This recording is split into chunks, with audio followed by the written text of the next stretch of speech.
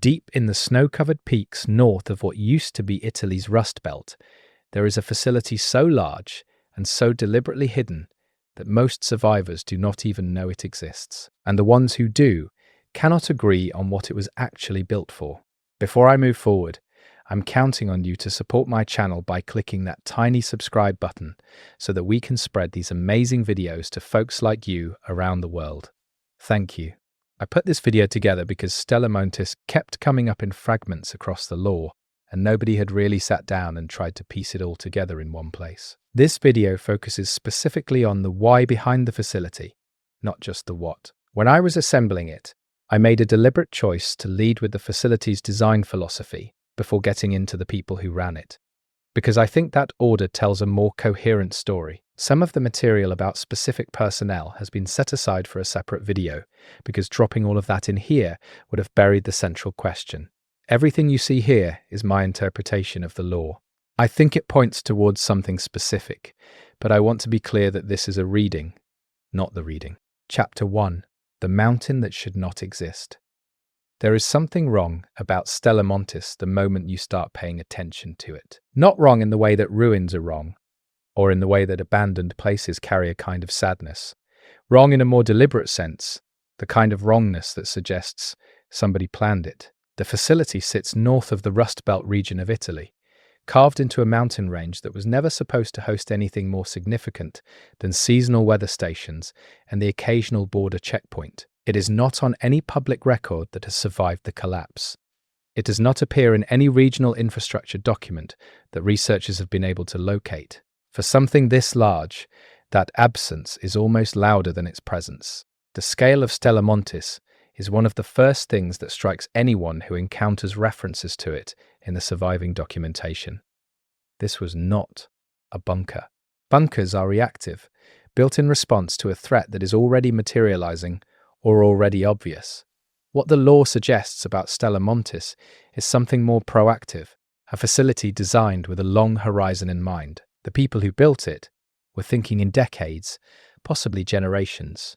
That distinction matters because it changes how you read every other piece of information that comes attached to the facility.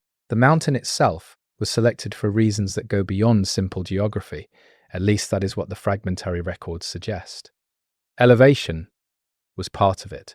Isolation was certainly part of it, but there are hints in the available lore that the specific geological composition of the range played a role in the site selection process. The rock in that region is dense and stable in ways that most mountain formations are not.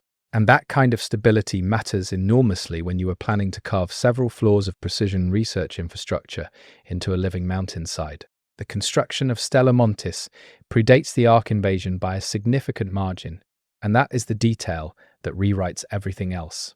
If this had been built after the machines started falling from the sky, you could frame it as a desperate response, humanity scrambling to protect what it had left. But the lore points toward a different timeline. Stella Montis was already operational before the world understood what was coming. That means the people who built it either had information the public did not, or they were simply planning for a category of catastrophe that had not yet revealed its specific shape. The name itself is worth spending a moment on, because names chosen for facilities like this are rarely accidental. Stella Montis is Latin. It translates roughly to Star of the Mountain, or Mountain Star, depending on how you read the genitive. That framing is interesting. Stars are navigational references. They are fixed points that you orient yourself by when everything else around you is uncertain. Whether the facility was named with that meaning in mind, or whether it is a coincidence, is something the lore does not settle cleanly. But it is a detail that points toward a particular self-understanding on the part of whoever named it. The valley below the facility is visible in several of the environmental descriptions that have been pieced together from surviving accounts. Stella Montis looms over it in a very specific way, not threateningly, but watchfully. The positioning was deliberate. Whatever was happening inside the mountain was designed to overlook the surrounding landscape, to monitor it, possibly to have clear sightlines in multiple directions. That is not typical of pure research infrastructure.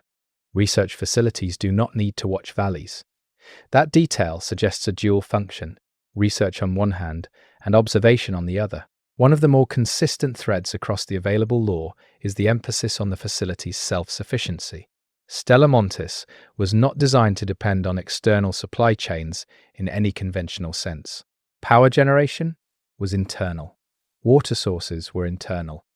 Drawing from snowmelt systems built into the mountain's natural hydrology, food production capacity was apparently part of the design blueprint, though the specifics of how that was implemented are unclear from the surviving fragments. What this adds up to is a facility that was built to survive being cut off from the outside world entirely. That is not a research station. That is a lifeboat. The cold environment surrounding Stella Montis is not merely atmospheric detail. Cold serves specific operational purposes, particularly in contexts where you are trying to preserve biological or chemical material over long periods. The natural refrigeration of a high-altitude alpine environment is not something you have to engineer.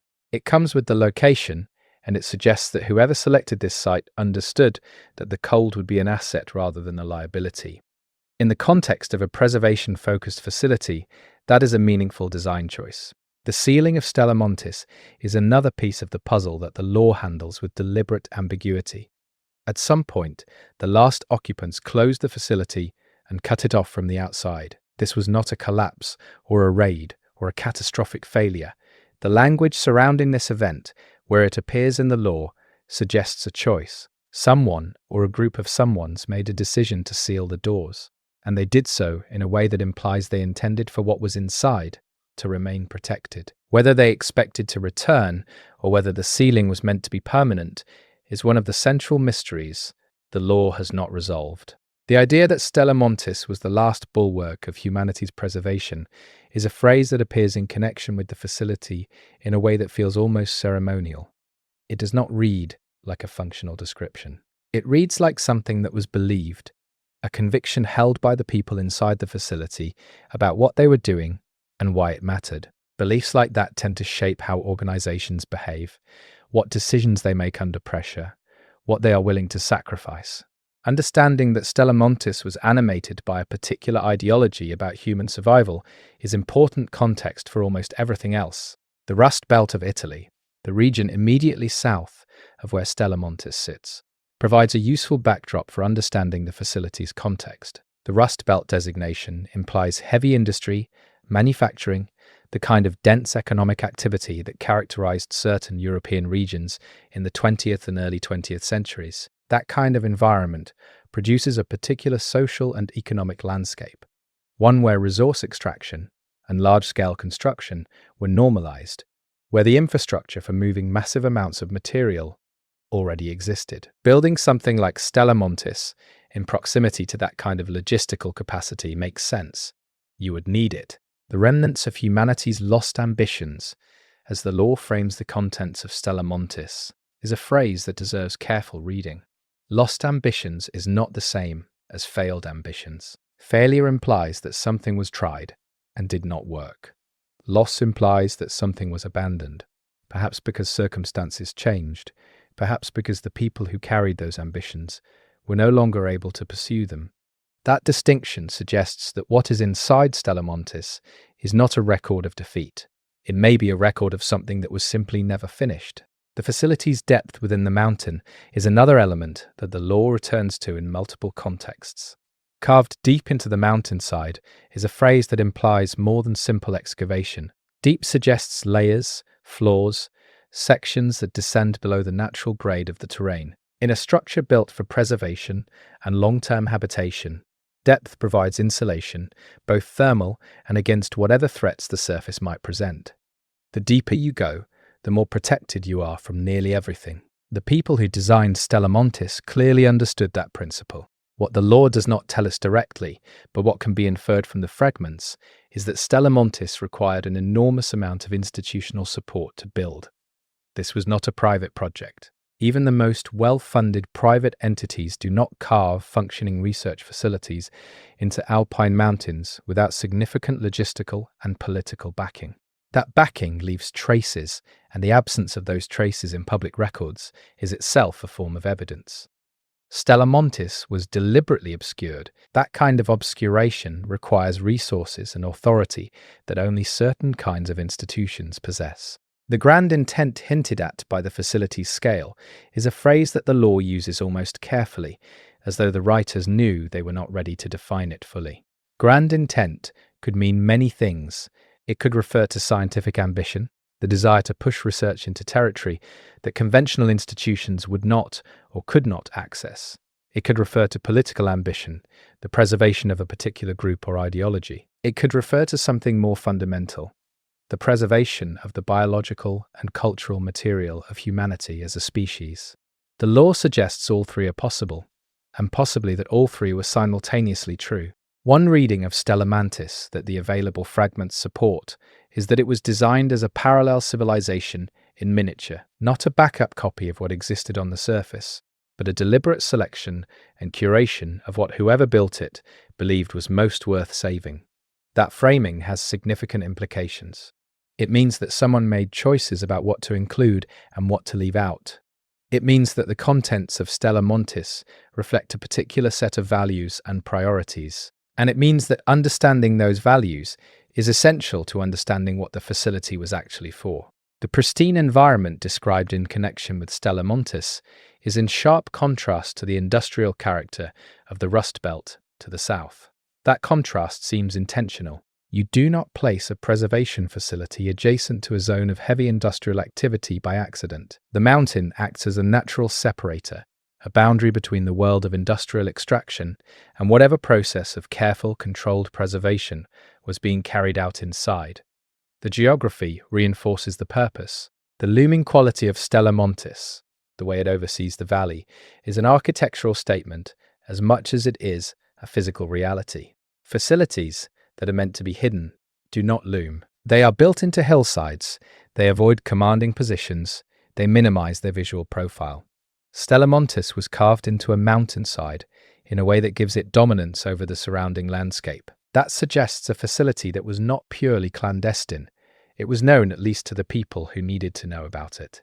The secrecy was selective. The surviving accounts of the facility's interior, fragmentary as they are, describe an environment of unusual control and order. Temperature management, air quality systems, lighting designed for long-term habitation rather than industrial functionality. These are not the features of a temporary installation. They are the features of a place designed for people to live and work in for extended periods, possibly indefinitely. That level of investment in environmental control points toward a timeline that extended far beyond the original construction date. The question of what Stella Montis was preserving is perhaps the most important question the law raises.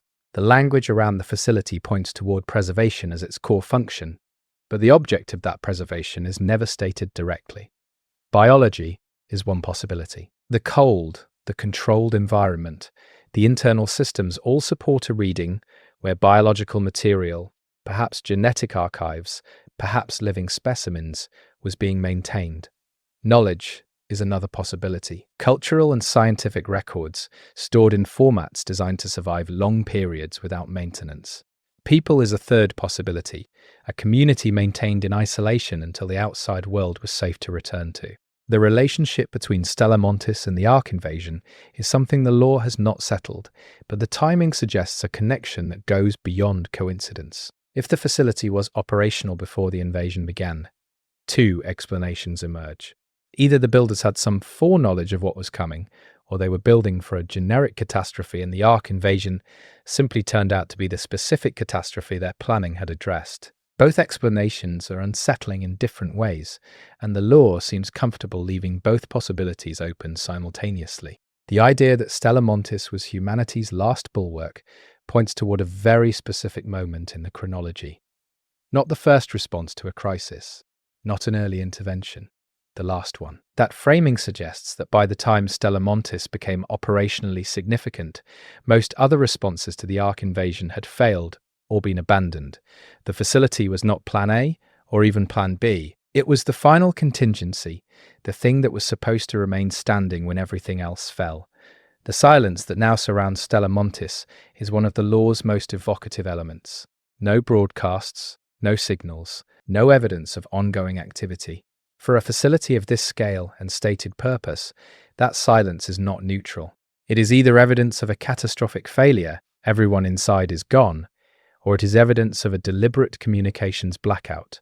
The occupants have chosen not to broadcast. The law supports both readings and does not choose between them. The approach to Stella Montis, through the snow-covered peaks and down into the looming shadow of the facility's exterior, is described in fragments that suggest the approach was designed to be difficult. Not impossible, but not casual either. The terrain itself serves as a filtering mechanism. People who reach Stella Montis have earned the approach in some physical sense. Whether that was a design feature or simply a consequence of the chosen location is not clear, but the effect is the same either way. The remnants left behind by the last occupants are described in terms that suggest departure rather than destruction. Things were set aside, not smashed. Systems were sealed, not sabotaged. The manner of the leaving implies that whoever closed Stella Montis believed the closure was temporary, or at least that what they were leaving behind was worth protecting even if they were not coming back. That is a specific kind of hope, quiet and practical rather than dramatic. The law's treatment of Stella Montis as largely unknown is interesting, given how much it implies about the facility's significance. Largely unknown does not mean completely unknown. Someone knows, or knew, enough to describe it as the last bulwark of humanity's preservation. That phrase has the quality of institutional language, the kind of thing that gets written into mission statements and founding documents. Someone gave Stella Montis that designation deliberately, and the designation has survived, even if the people who wrote it have not. The environmental descriptions of the facility's exterior, the snow, the pristine cold, the scale visible against the mountain backdrop, suggest an aesthetic that is almost monumental. Stella Montis does not look like a research station. It looks like a statement. The choice to build something of this scale in this location implies an institution that expected its work to be remembered, or at least that expected the work itself to outlast the people doing it. The interior layout of Stella Montis, as reconstructed from fragments, suggests a facility organized around distinct functional zones.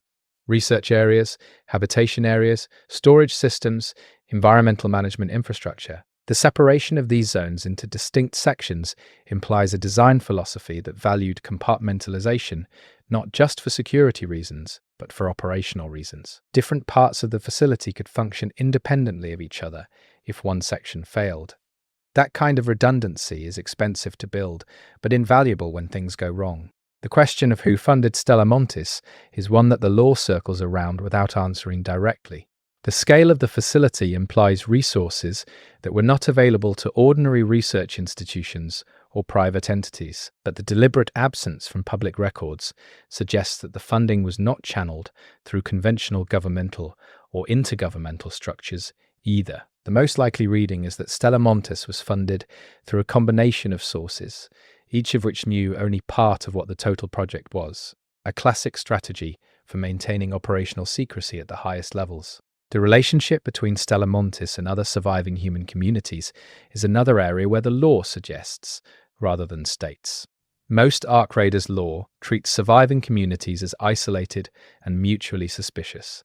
Stella Montis does not appear in the network of known communities, which suggests either that it predates the formation of those communities, that it chose not to join them, or that the knowledge of its existence was suppressed. All three possibilities say something interesting about the facility's relationship to the broader human survival story. The sealed nature of the facility is not simply a physical fact.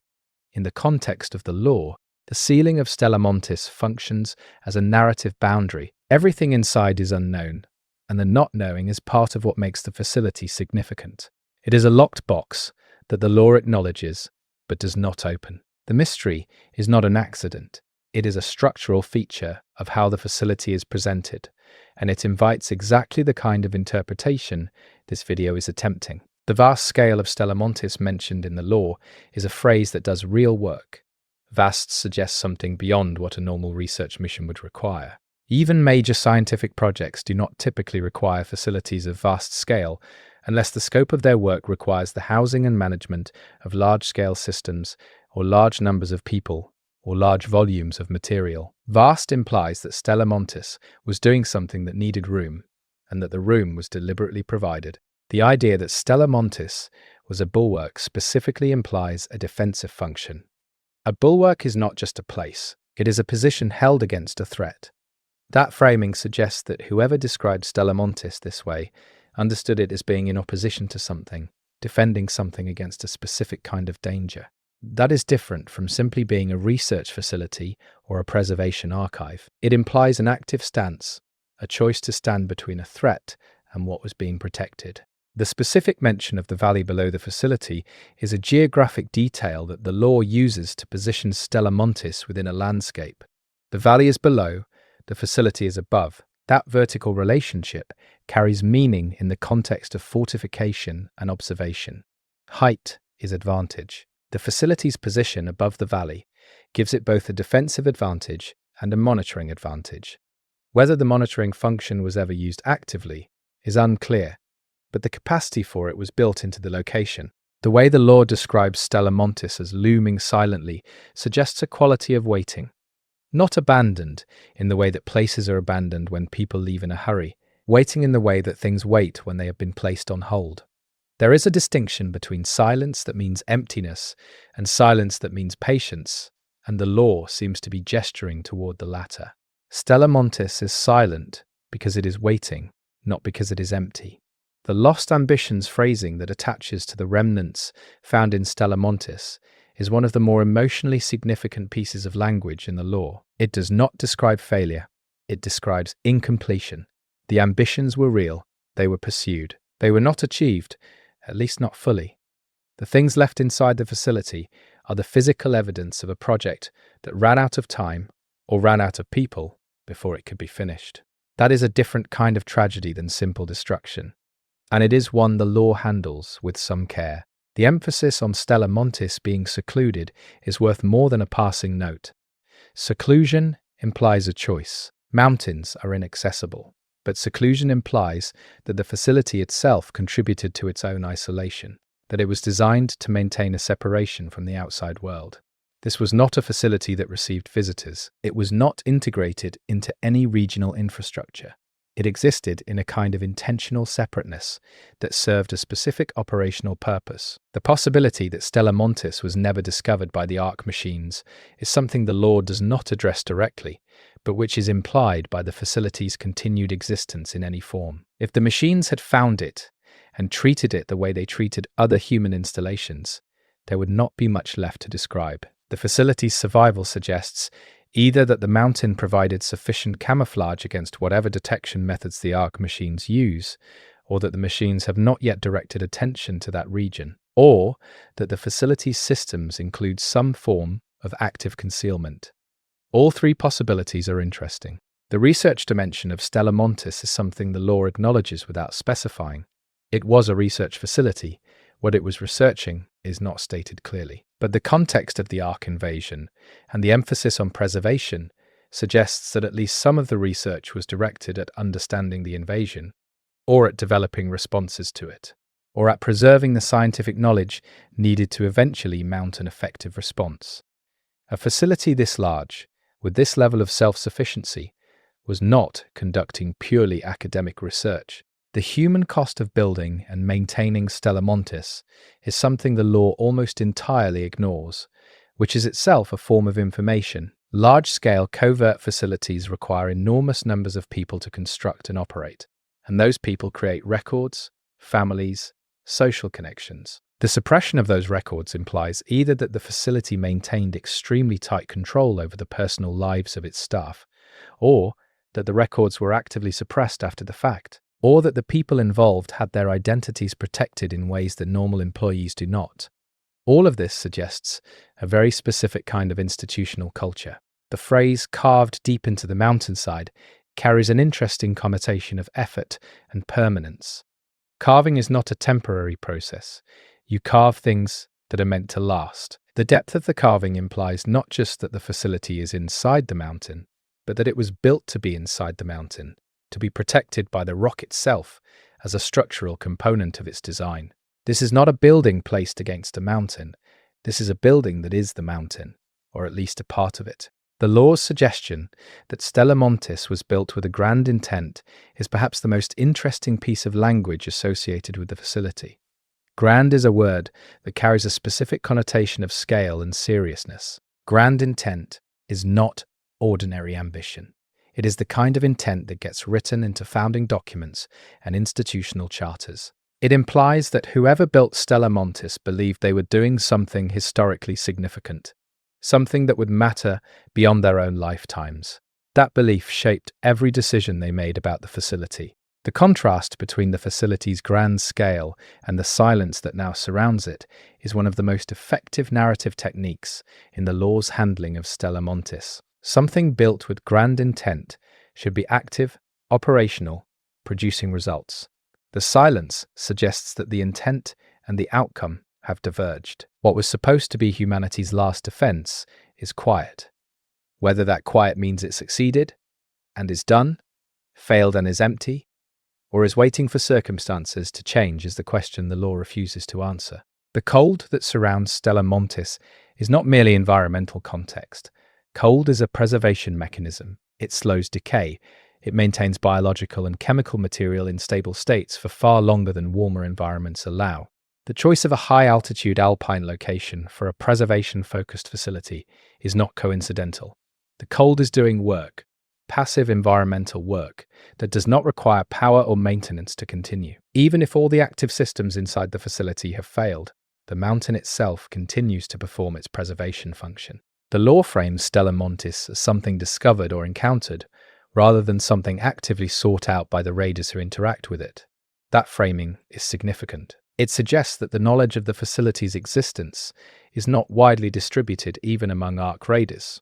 Finding Stella Montis is an event, a discovery, rather than a routine destination, that positions the facility as something exceptional within the game's world, a place that matters in ways that most locations do not. The connection between Stella Montis and the broader Ark Raiders lore is primarily thematic rather than directly narrative, at least based on what is available. The themes of preservation, isolation, lost ambition, and the distance between human intention and human outcome are all central to the game's world building. Stella Montis is a physical embodiment of those themes, a place where all of them converge in a single location. That makes it one of the more significant locations in the lore, even if its direct narrative role is not fully mapped out. The last bulwark framing implies that there were other bulwarks before Stella Montis, other facilities, other efforts, other attempts to preserve what mattered. All of them failed, or were abandoned, or were destroyed. Stella Montis is what remains, the final node in a network that no longer exists. That framing positions it as both exceptional and fragile, the last of something rather than the first. The difference between those two positions is enormous in terms of what it implies about the facility's significance. The way the lore handles Stella Montis as largely unknown, but clearly significant, suggests a design choice in the game's world building. The mystery is not a gap waiting to be filled. It is an intentional structural feature of how the facility is presented. The not knowing is part of the point. Stella Montis is significant because of what it might contain, what it might represent, what it might still be doing. The moment that mystery is fully resolved, the facility loses a significant part of its narrative power. The lore seems to understand this and handles it accordingly. The idea that the last occupants sealed Stella Montis away from the world rather than abandoning it or destroying it carries a specific kind of weight. Sealing is a deliberate, careful act. It implies that the people who did it believed that what they were protecting had value, that it deserved to be kept intact, even if they could not stay to maintain it themselves. The sealing is an act of faith in a future where someone will eventually open the doors and find what was left inside still worth having. Chapter 2. The Architecture of Intention. Understanding Stella Montis requires understanding the minds that designed it, and those minds are visible primarily through the choices embedded in the facility's architecture. Buildings are arguments. Every structural decision reflects a belief about what matters, what threats need to be addressed, what functions need to be supported. Stella Montis's architecture is an argument about survival, and reading it carefully tells you something about the institution that made it. The decision to carve the facility into the mountain rather than build on its surface is the most fundamental architectural choice, and it communicates several things simultaneously. It communicates a commitment to concealment. A surface structure can be spotted from the air, targeted from a distance, approached and assessed before entry. A mountain structure is none of these things. The mountain is the first layer of defense, and it is a layer that does not require maintenance or power to function. The second thing the carved-in design communicates is a commitment to permanence. Carving into rock is not reversible. You cannot pick up a facility built into a mountain and move it somewhere safer if the situation changes. The decision to build inside the mountain is a decision to commit to a specific location for the long term. That level of commitment implies that whoever made the decision was confident enough in their site selection to accept the irreversibility of the construction. The internal layout that can be reconstructed from available fragments suggests a facility organized around a central spine, with functional wings extending outward from a main corridor or atrium structure. This kind of organization is common in large-scale institutional buildings because it allows for modular expansion and clear wayfinding. But in an underground or mountain-carved facility, it also serves a security function. Control the spine, and you control access to every section of the building. The environmental management systems described in connection with the facility's interior are sophisticated beyond what a straightforward research station would require. Multiple redundant climate control systems, air filtration of the kind used in medical or biological containment contexts, humidity management at a level that implies sensitivity to humidity in whatever was being stored or studied. These systems point toward a facility that was handling material that could not tolerate environmental variation, that narrows the possibilities for what Stella Montis was actually doing. The habitation sections of the facility, as suggested by the law, were designed for long-term residential use rather than temporary accommodation. The distinction matters architecturally. Temporary accommodation prioritizes function over quality of living environment. Long-term residential design accounts for psychological factors, the need for private space, the need for communal space, the need for light and variety in an environment that might otherwise become oppressive over time. The investment in habitation quality suggests that the designers expected people to be living inside Stella Montis for years, not weeks. The lighting systems mentioned in surviving descriptions are an interesting detail. Underground and mountain-carved facilities have no natural light, and the absence of natural light has documented psychological effects on people who live without it for extended periods. The investment in artificial lighting systems that approximate natural light cycles implies that the facility's designers were planning for extended habitation and were accounting for the human cost of living underground. That level of consideration for occupant well-being suggests a facility that valued the productivity and psychological health of its inhabitants, not just their physical survival. The storage architecture at Stella Montis is another area where the fragments suggest more than they directly state. Storage capacity at a facility of this scale implies either very large volumes of material being stored or very long timescales over which material needs to remain accessible, or both. The specific materials being stored are not described clearly in the available law, but the infrastructure investment implies that storage was central to the facility's mission rather than incidental to it. The communication infrastructure, or rather the deliberate absence of visible communication infrastructure in the facility's design, is a notable feature. Most large institutional buildings are built around extensive communication systems, both internal and external. The law suggests that Stella Montis's external communications were highly controlled, possibly to the point of being limited to specific authorized channels. That level of communications discipline implies a facility that was actively managing its information profile, controlling what signals it emitted and to whom. The power generation systems built into Stella Montis are a function of the facility's self-sufficiency requirement. External power connections are vulnerabilities.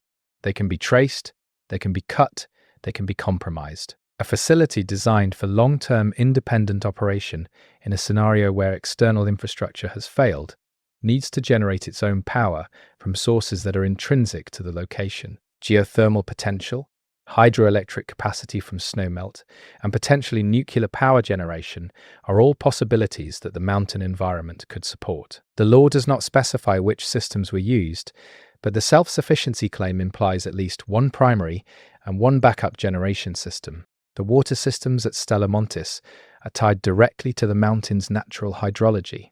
Snowmelt from the peaks above the facility provides a continuous, renewable water source that does not depend on external supply. The engineering required to capture, filter, and distribute that water within a carved mountain facility is non-trivial, but it is also the kind of engineering that pays for itself in operational independence over time.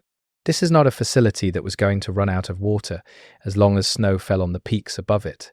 The security architecture of Stella Montis is suggested in broad strokes by the facility's overall design philosophy. Concealment at the geographic level, difficult terrain as a natural access filter, controlled entry points that can be sealed from within. These are the features of a facility designed to be defended by a small number of people against external threats. The sealing of the facility by the last occupants was not improvised. It was the intended use of systems that had been built into the design from the beginning. The research laboratory spaces within Stella Montis, as suggested by the broader Ark Raiders lore context, would have needed to be designed with extreme care. Research into whatever the facility was studying would have required precision equipment, stable environmental conditions, and careful management of the physical and biological materials being handled. The investment in these systems, at a site this remote and this deliberately hidden, implies that the research being conducted was not something that could be done at conventional institutions. The maintenance architecture of Stella Montis is perhaps one of its most remarkable implied features. A facility of this complexity, operating in isolation from external supply and repair infrastructure, would need to be largely self-maintaining. That means building systems with extreme durability, redundancy, and repairability using locally available materials and skills. The fact that Stella Montis appears to be structurally intact, at least from what can be determined externally, suggests that this design philosophy was successfully implemented. The thermal architecture of the facility takes advantage of the mountain's insulating properties in ways that go beyond simple concealment. Deep inside a mountain, temperature is extraordinarily stable. The rock itself acts as a thermal mass, absorbing and releasing heat slowly enough that internal temperature variations are minimal. For a preservation-focused facility, this is an enormous operational advantage. The things stored inside experience less thermal stress than they would in any surface facility, extending their useful lifespan significantly. The acoustic properties of the facility's mountain setting are another design advantage that may or may not have been deliberately chosen. Sounds made inside a mountain do not propagate outward in the way that sounds made in surface buildings do. The rock absorbs and scatters acoustic energy. This means that industrial processes, power generation equipment, and human activity inside Stella Montis would leave essentially no acoustic signature on the outside. For a facility trying to minimize its presence, this is a meaningful advantage. The vertical organization of Stella Montis, with sections at different depths within the mountain, implies a hierarchy of protection. The deeper a section is located, the more rock is between it and the outside world, and the more protected it is against both detection and physical attack. The most important functions of the facility would logically be located at the deepest levels. The things Stella Montis most needed to protect would be the things buried furthest from the surface. That organizational logic shapes how the entire facility should be understood. The entry architecture of Stella Montis is one of the most evocative details suggested in the lore. The facility must have at least one access point, but the design of that access point would have been a major security consideration. Not a grand entrance designed to impress, a practical, defensible, concealable entrance designed to allow controlled access while minimizing the risk of unauthorized entry or detection from outside. The physical design of that entrance would tell you a great deal about the threat model the facility was built against. The long corridors and vast spaces implied by the facility's scale suggest an interior that was designed to be navigated efficiently by people who knew it well. Orientation in underground facilities is notoriously difficult for newcomers. The investment in clear internal organization suggests that the designers expected a stable, trained population rather than a rotating flow of visitors or new arrivals. This is a facility built for its permanent residents, not for the general public. The structural relationship between the carved facility and the natural mountain rock is an engineering challenge that the builders of Stella Montis would have had to address carefully. Carved spaces in rock need to be stabilized against collapse, particularly in a mountain environment where seismic activity, freeze-thaw cycles, and the weight of the rock above create constant mechanical stress. The fact that the facility appears structurally intact suggests that this engineering was done well, with materials and methods capable of surviving without maintenance for an extended period. The material choices in Stella Montis's construction, where they can be inferred from the law, suggest a preference for durability over aesthetics. This is not a facility that was built to be beautiful. It was built to last.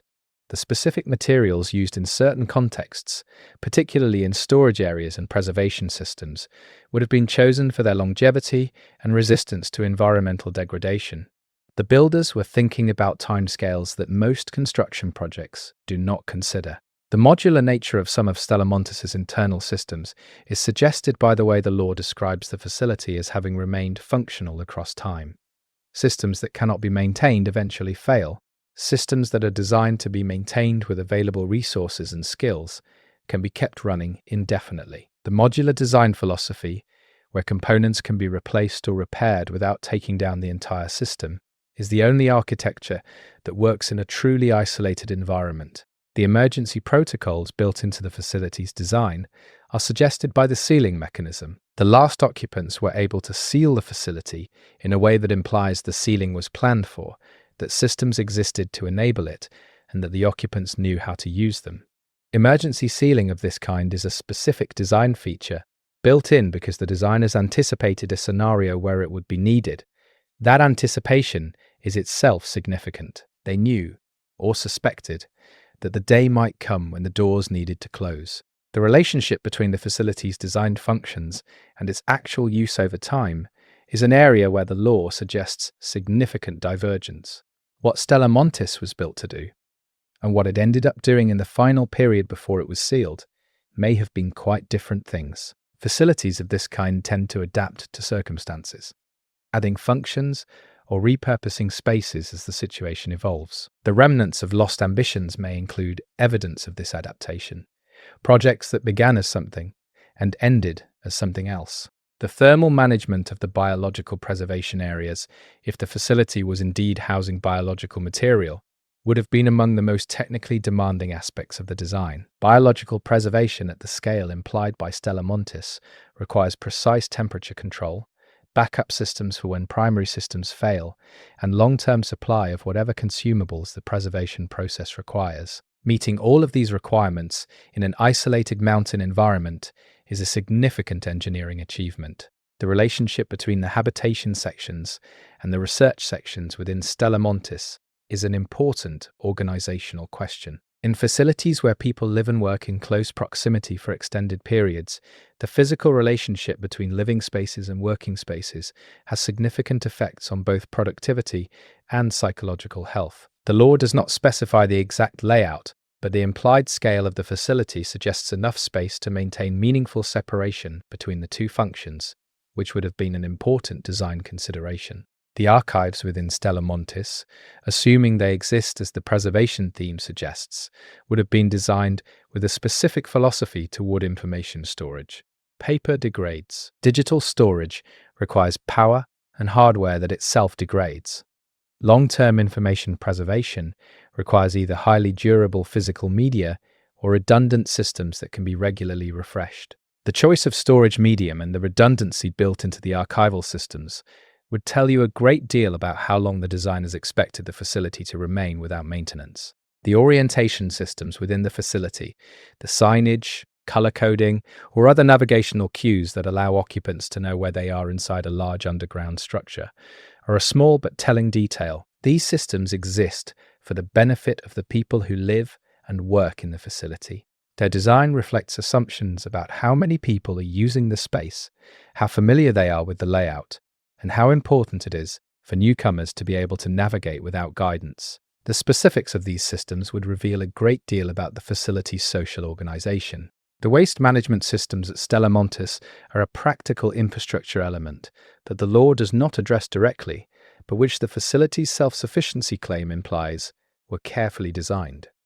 A facility housing a significant number of people over an extended period generates enormous amounts of biological and material waste. Managing that waste in an isolated mountain environment without the ability to export it to external processing systems. The quality of these systems would have been a significant determinant of how long the facility could remain operational. The medical infrastructure implied by a long-term habitation facility like Stella Montis is another area of significant design investment. People living in isolation for extended periods need medical care, and external medical support is unavailable by definition. The medical systems at Stella Montis would have needed to be comprehensive enough to handle the full range of medical situations that a population of that size might experience. The investment in those systems would have been substantial, and their existence implies a facility that was planning for its occupants' long-term health, not just their immediate survival. The psychological design features of Stella Montis, the elements of the facility intended to maintain the mental health and social cohesion of its occupants, are suggested by the quality of the habitation design, but not directly described. Long-term isolation in an underground facility is psychologically demanding. Facilities that maintain population cohesion over time generally include deliberate design features intended to support social interaction, personal space, connection to natural cycles, and a sense of purpose. The investment in these features would reflect how seriously the designers took the psychological dimension of long-term habitation. The manufacturing and repair capabilities that would have been necessary to maintain Stella Montis' systems over time are an infrastructure element that the self-sufficiency claim implies were built into the design. A facility that cannot repair its own systems eventually loses them. The investment in repair and manufacturing capacity implies the existence of workshops, tool stores, and the training necessary to use them effectively. These capabilities would have been essential to the facility's long-term viability and suggest a self-contained institutional culture rather than a simple research station. The defensive architecture of Stella Montis, beyond the natural mountain fortification, is an area the law handles with deliberate vagueness. The facility was clearly designed with security in mind, but the specific security measures beyond geographic isolation are not described. This vagueness may be intentional on the part of the law writers, or it may reflect the fragmentary nature of the surviving records. Either way, the lack of specific information about Stella Montis' active defences is itself a detail worth noting. The cultural infrastructure within Stella Montis, the spaces and systems designed to maintain a sense of institutional identity and shared purpose among its occupants, is suggested by the scale of the habitation sections and the emphasis on long-term operational continuity. Organizations that maintain their function over extended periods of isolation develop strong internal cultures. The physical spaces that support that culture, common areas, ceremonial spaces, display areas for institutional history and purpose, would have been part of a thoughtful facility design. The laboratory-specific infrastructure that distinguishes Stella Montis as a research facility from a simple survival shelter would have included precision equipment, stable surfaces, and environments for experimental work, chemical storage and handling systems, biological containment infrastructure, and the information systems needed to record and analyze results. Each of these elements represents a significant investment and a specific research capability. The combination of capabilities present in the facility would tell you a great deal about what kinds of research were being conducted. The relationship between the facility's physical design and the specific mission it was designed to serve is the central interpretive challenge in understanding Stella Montis. Every architectural choice made sense to someone as a response to a specific operational requirement. Reconstructing those requirements from the physical evidence is how you begin to understand what the facility was really for. The design is the argument. Reading the design carefully is the most direct path to understanding the intention behind it. The scale of the carved excavation required to create Stella Montis implies a construction project that lasted for years, possibly decades. The volume of rock that needed to be removed, the structural systems that needed to be put in place, the fit-out of all the internal systems. None of this happens quickly. That timeline implies that the decision to build Stella Montis was made well in advance of whatever crisis it was designed to address. The long construction timeline reinforces the interpretation that this was proactive planning rather than emergency response.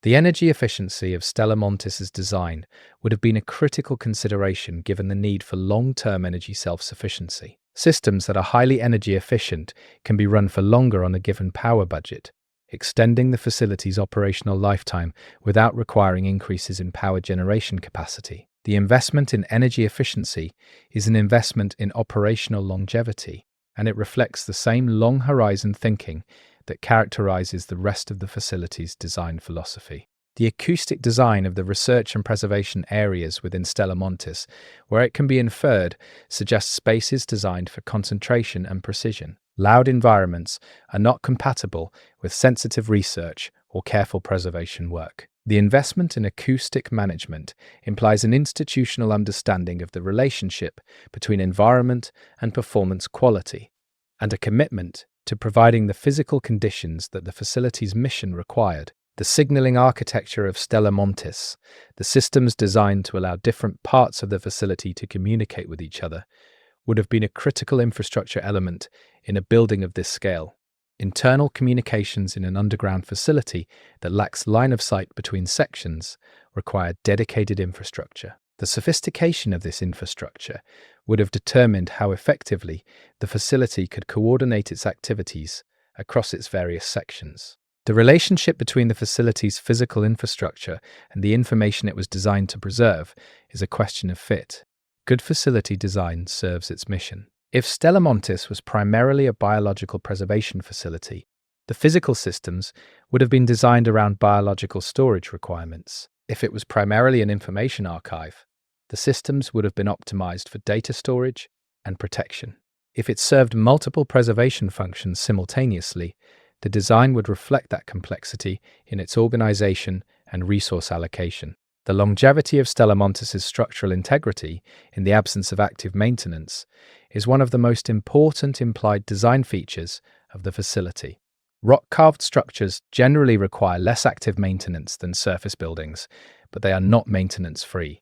The specific materials used in the facility's construction, particularly in the areas that interface between carved rock and installed systems, would have been chosen with long-term stability in mind. The fact that the facility remains structurally intact is evidence that these choices were made well. The philosophical dimension of Stella Montis's architecture, the meaning embedded in its design choices, is something the law acknowledges in a general way without making explicit. Buildings built with grand intent carry that intent in their physical form.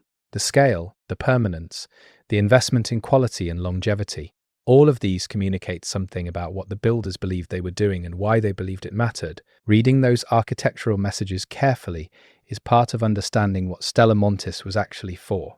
The temporal dimension of the facility's design, the way it was built to exist across time rather than simply at a moment, is the most distinctive feature of the architecture as a whole. Most buildings are designed for their present use. Stella Montis was designed for its future use as well, for a future that the designers expected to be very different from the present in which they built it. That future orientation is the key to understanding every major design decision the facility embodies. Chapter 3. Who built this and why it matters? The question of authorship is central to understanding Stella Montis. Who decided that this facility needed to exist? Who had the resources to make that decision real? And what did they believe they were doing when they did it? The law is deliberately fragmentary on these questions, but the fragments that exist point in some interesting directions. The institutional character of Stella Montis is not that of a government project in the conventional sense. Government projects of this scale leave enormous documentary traces, appropriations records, procurement contracts, personnel files, inspection reports. The near total absence of Stella Montis from any public or semi-public record that has survived the collapse suggests that whoever was responsible for it had a very specific interest in keeping it off the books. That level of operational security implies a certain kind of institution, one with both the resources and the authority to operate outside normal accountability structures. The scientific community implicitly involved in a facility of this kind would have been drawn from a very specific subset of the research world. The conventional academic and institutional research community is characterized by publication, peer review, and the sharing of results. Whoever was working at Stella Montis was doing none of those things. They were conducting research in a sealed environment, publishing nothing, sharing results only internally. That implies either a community of researchers who had been convinced that secrecy was necessary for their mission, or a community that had been recruited specifically because they understood and accepted those constraints from the beginning. The engineering teams responsible for constructing and maintaining Stella Montis represent a distinct institutional category from the researchers. Large-scale construction in remote mountain environments requires highly specialized expertise and equipment. The teams capable of carrying out that kind of work are identifiable communities within the engineering world. Whoever hired them either had access to those communities through legitimate professional channels, or they recruited from within those communities with sufficient incentives to ensure silence. Either way, the engineering workforce represents a significant operational security challenge that the facility's builders apparently managed successfully. The leadership structure of Stella Montis is implied rather than stated in the available law. Facilities of this kind and scale require authoritative decision-making structures, resolve conflicts between functional requirements, and make the kinds of difficult trade-offs that inevitably arise when building something this ambitious in this kind of environment. The character of that leadership, the values and priorities of the people at the top of Stella Montis's hierarchy would have shaped the facility's culture and its ultimate purpose in significant ways. The ideological dimension of whoever built Stella Montis is one of the more fascinating implied elements of the law. People who build preservation facilities on this scale have a philosophy of preservation. They believe that certain things are worth protecting across time, that the future deserves access to what the present has produced, and that this obligation is important enough to justify enormous investment. That philosophy has specific implications for what gets preserved and what does not, and it implies a particular understanding of what human civilization is for. The relationship between the builders and the existing political structures of their time is a question that the law circles around. The most natural reading of Stella Montis suggests that it was built by people who either did not trust existing political structures to survive the coming crisis, or who had information suggesting that the crisis was coming that they were not prepared to share with those political structures. Either way, the decision to build outside the normal political and institutional framework represents a profound judgment about the adequacy of conventional responses to whatever threat was being anticipated. The financial architecture behind Stella Montis's construction is an area of significant implied complexity. The scale of the project implies funding at a level that would normally require institutional authorization, but the secrecy requirements mean that the funding could not flow through channels that would create visible records. The most likely solution to this problem involves the aggregation of funds from multiple sources, each of which sees only a portion of the total project, with a coordinating entity that has the authority and the capability to manage the whole without any single funding source having a complete picture. The personnel recruitment process for Stella Montis would have been extraordinarily delicate. You need to identify people with the specific expertise required, approach them in a way that communicates the nature and importance of the opportunity without revealing too much, assess their willingness to accept the confidentiality requirements, and then integrate them into a facility that they cannot easily leave. The people who ended up at Stella Montis made a specific choice to be there, and understanding that choice is part of understanding the facility's character. The intellectual culture of Stella Montis is suggested by the emphasis on research as one of the facility's core functions. Research cultures have specific characteristics. They value expertise. They reward the generation of new knowledge. They operate according to internal hierarchies of scientific credibility. But a research culture operating in complete isolation from the broader scientific community also develops specific pathologies: insularity, groupthink, the absence of external challenge to established assumptions. The intellectual culture of Stella Montis would have been shaped by both the strengths and the limitations of its isolation. The relationship between the founding generation of Stella Montis and any subsequent generations raises a set of questions that the law does not address directly. If the facility was designed for long-term operation, it would have needed to account for the passage of time in its institutional design as well as its physical design. The founders would age and die. Their successors would inherit a facility and a mission that they had not chosen for themselves. Managing that institutional succession in an isolated environment, maintaining organizational coherence and purpose across generational change, is one of the most difficult challenges faced by any long-lived institution. The training systems that Stella Montis would have needed to maintain its operational capability over time are an implied feature of the facility's design. Specialized knowledge does not persist without deliberate transmission. If the facility housed researchers and engineers with specific capabilities, it would have needed systems to train successors in those capabilities before the original practitioners became unable to continue. The investment in training and knowledge transfer is an investment in the facility's long-term viability, and its presence or absence would have been a significant determinant of the facility's eventual fate. The library and information management systems at Stella Montis, the internal knowledge infrastructure, would have been critical to the facility's functioning. An institution that cannot access its own accumulated knowledge is less than the sum of its parts. The design and management of Stella Montis's internal information systems would have been a significant operational priority, particularly in an environment where external information sources were unavailable or unreliable. The social dynamics of a population living in long-term isolation are well documented in real-world analogues: polar research stations, submarine crews, space mission simulations. These dynamics are predictable and challenging. Conflict over resources and authority, the development of intense in-group loyalties, the gradual erosion of the distinction between institutional and personal identity. The designers of Stella Montis would have had to account for all of these dynamics in both the physical and the social design of the facility. The relationship between the facility's stated mission and the daily lived experience of its occupants is another area of implied complexity. Grand institutional purposes are inspiring when you first commit to them. They become harder to sustain when you are living with them every day in a confined, isolated environment. The mechanisms that Stella Montis used to maintain institutional purpose and individual motivation across extended periods of isolation would have been among the most important and most difficult elements of its operational design.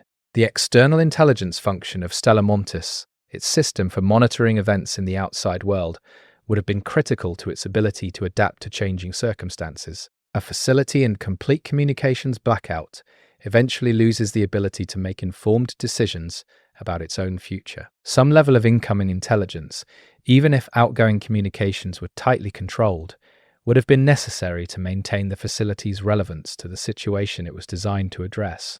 The decision to seal the facility rather than attempt to maintain contact with the outside world represents a specific institutional response to specific circumstances. That response reflects both the facility's values and its assessment of the situation.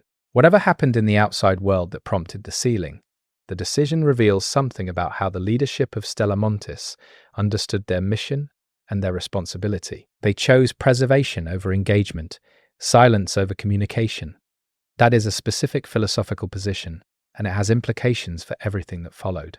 The institutional memory of Stella Montis, the accumulated record of its decisions, its research, its adaptations over time, is one of the most important things the facility potentially contains. If that record survives intact, it represents an extraordinary resource for understanding both the facility and the broader history of the period. If it does not survive, the facility becomes primarily a physical artifact rather than an informational one, and much of what it could tell us about its own purpose is irretrievably lost. The relationship between Stella Montis and any external allies or satellite facilities is something the law suggests without confirming. A facility of this scale and ambition would not typically operate in complete isolation from other institutions with compatible goals. There may have been a network of relationships, formal or informal, that connected Stella Montis to other preservation efforts. The failure of those connections, or their deliberate severing, may have been part of what led to the facility's current silent state. The scientific disciplines represented within Stella Montis are a key to understanding its purpose. A facility that has biologists is doing something different from a facility that has physicists or engineers or historians. The combination of disciplines present at any given time reflects the facility's operational priorities and provides clues about what it was actually studying and preserving. The law does not provide a complete picture of the disciplines represented, but the fragments that exist suggest a broad, rather than narrow scientific profile, a facility trying to cover many bases rather than specialize in one. The funding life cycle of Stella Montis is an important institutional dimension. Initial construction funding would have been different from ongoing operational funding, which would have been different from emergency response funding as circumstances changed. Each phase of funding would have come with its own constraints and priorities, and the transitions between phases would have been critical moments in the facility's institutional history. Understanding those funding transitions is part of understanding why the facility evolved the way it did over time. The personal motivations of the individuals who built and operated Stella Montis are an area where the law is almost entirely silent. Institutional narratives tend to suppress individual stories. But understanding why specific people chose to commit to this project, what they believed about its importance and their role in it, would illuminate the institutional culture in ways that formal descriptions cannot. The people who built Stella Montis were not abstract institutional actors. They were individuals who made specific, consequential choices about how to spend their professional lives and ultimately their lives as a whole. The institutional ethics of Stella Montis are implied by the choices the facility made about what to preserve and how. Preservation always involves selection. You cannot preserve everything. The criteria used to select what was worth preserving at Stella Montis reflect a set of values about what matters in human civilization. Those values would have been embedded in the facility's founding documents and would have shaped its operational priorities from the beginning. Reconstructing those criteria is essential to understanding what the facility was actually trying to do. The relationship between the facility's mission and its operational security requirements is one of the central tensions in its institutional design. Secrecy serves operational security. It also prevents the facility from taking credit for its work, recruiting the best available talent openly, or building alliances with compatible institutions. Managing this tension, knowing when secrecy was essential and when it was counterproductive, would have been one of the most difficult, ongoing challenges for the facility's leadership. The professional identity of the people at Stella Montis is another implied dimension of the facility's culture. Scientists and engineers who commit to a project of this kind typically have a strong sense of professional purpose, but they have also given up the professional markers that normally define identity in their fields: publication, peer recognition, institutional affiliation. How Stella Montis replaced those markers with internal equivalents, how it maintained professional identity and purpose in a completely closed institutional environment, would have been a significant operational challenge. The relationship between the original mission of Stella Montis and the mission it ultimately pursued in its final operational period is one of the most interesting implied narratives in the law. Institutions adapt. What Stella Montis was doing in its final days before sealing may have been quite different from what it was designed to do at the time of its founding. The remnants of lost ambitions suggest that some of the original purposes were not achieved. The purposes that were achieved may have been ones that were not anticipated when the facility was built. The legacy of Stella Montis's creators, whatever they managed to accomplish and whatever they left behind, is one of the central questions that any exploration of the facility would need to address. They built something extraordinary for reasons they clearly believed were important. Whether those reasons were sound, whether the sacrifices they demanded were justified, and whether what they preserved was worth what it cost, are questions that the law leaves deliberately open. But they are questions that the facility itself, if its records survive, might be able to help answer. The cultural context in which Stella Montis was built is important for understanding the choices its builders made. The early 21st century, or whatever period corresponds to the pre-Ark timeline in the game's world, was a specific cultural moment, with specific assumptions about what mattered, what threats were real, and what responsibilities institutions had towards the future. The builders of Stella Montis were products of that cultural moment, and their choices reflect it, even as they were also trying to think beyond it. The institutional governance of Stella Montis, the rules and structures by which decisions were made and authority was exercised, would have been a critical determinant of the facility's long-term functionality. Institutions that lack clear governance structures tend to develop informal hierarchies that are less stable and less fair than formal ones. The quality of Stella Montis's governance design would have significantly affected its ability to maintain institutional coherence over the extended period of its operation. The relationship between the scientific and operational dimensions of Stella Montis is another institutional tension worth examining. Research facilities and operational facilities have different cultures, different timescales, and different definitions of success. A facility that was doing both simultaneously would have had to manage the tension between these two cultures carefully. The physical organization of the facility may reflect attempts to manage this tension through spatial separation, with research and operations occupying different sections with their own leadership structures. The archival function of Stella Montis, the deliberate collection and preservation of information, would have required a specific institutional approach to knowledge management. Decisions about what to archive, how to organize it, how to make it accessible, and how to ensure its long-term survival are not trivial. They require expertise, resources, and a philosophy of archiving that reflects the institution's understanding of what kind of future the archive is being built for. The relationship between the builder's personal experiences and the facility's design is an area of implied significance. The people who designed Stella Montis had specific experiences that shaped their understanding of what threats were real and what responses were adequate. Their choices, particularly the choice to build for long-term isolation rather than for emergency short-term shelter, reflect a specific understanding of the magnitude and duration of the threat they were preparing for.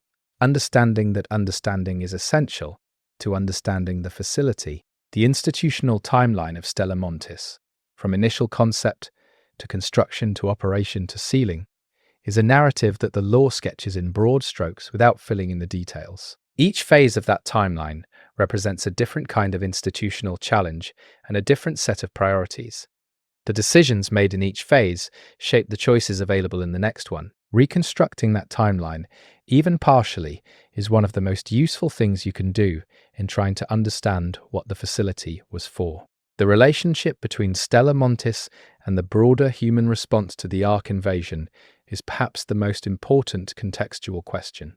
If the facility was operational before the invasion, it was not designed specifically as an Ark response. If it became an Ark response after the fact, its design would have been adapted for that purpose in ways that might not have been fully compatible with its original function. Understanding that relationship is central to understanding why the facility ended up in the state it is currently in. Chapter 4. The research that could not be done anywhere else. The most fundamental question about Stella Montis is what it was actually studying. The law is careful not to give a direct answer, but the evidence that exists suggests research that could only be conducted in an environment like Stella Montis, research that required isolation, scale, long timescales, or secrecy that conventional institutions could not provide.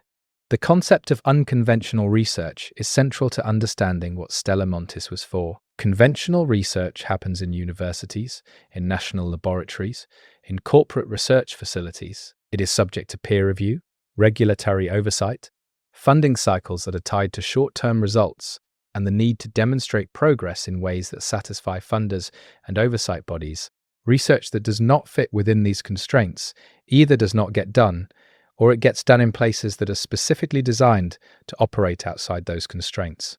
The specific conditions at Stella Montis, the cold, the isolation, the depth within the mountain, the self-sufficiency, all suggest research requirements that are intrinsic to the environment rather than incidental to it. You do not choose a high-altitude mountain facility for research that could be conducted at sea level. You choose it because the mountain provides something the research needs: the cold, the stability, the isolation, the protection. Understanding what specific research benefits from those conditions is the key to understanding what Stella Montis was studying.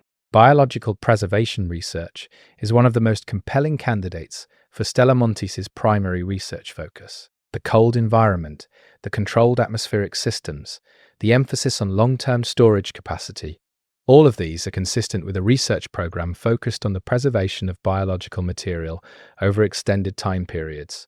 This could range from seed banking and genetic archiving at the botanical level to something far more ambitious involving human or animal biological material.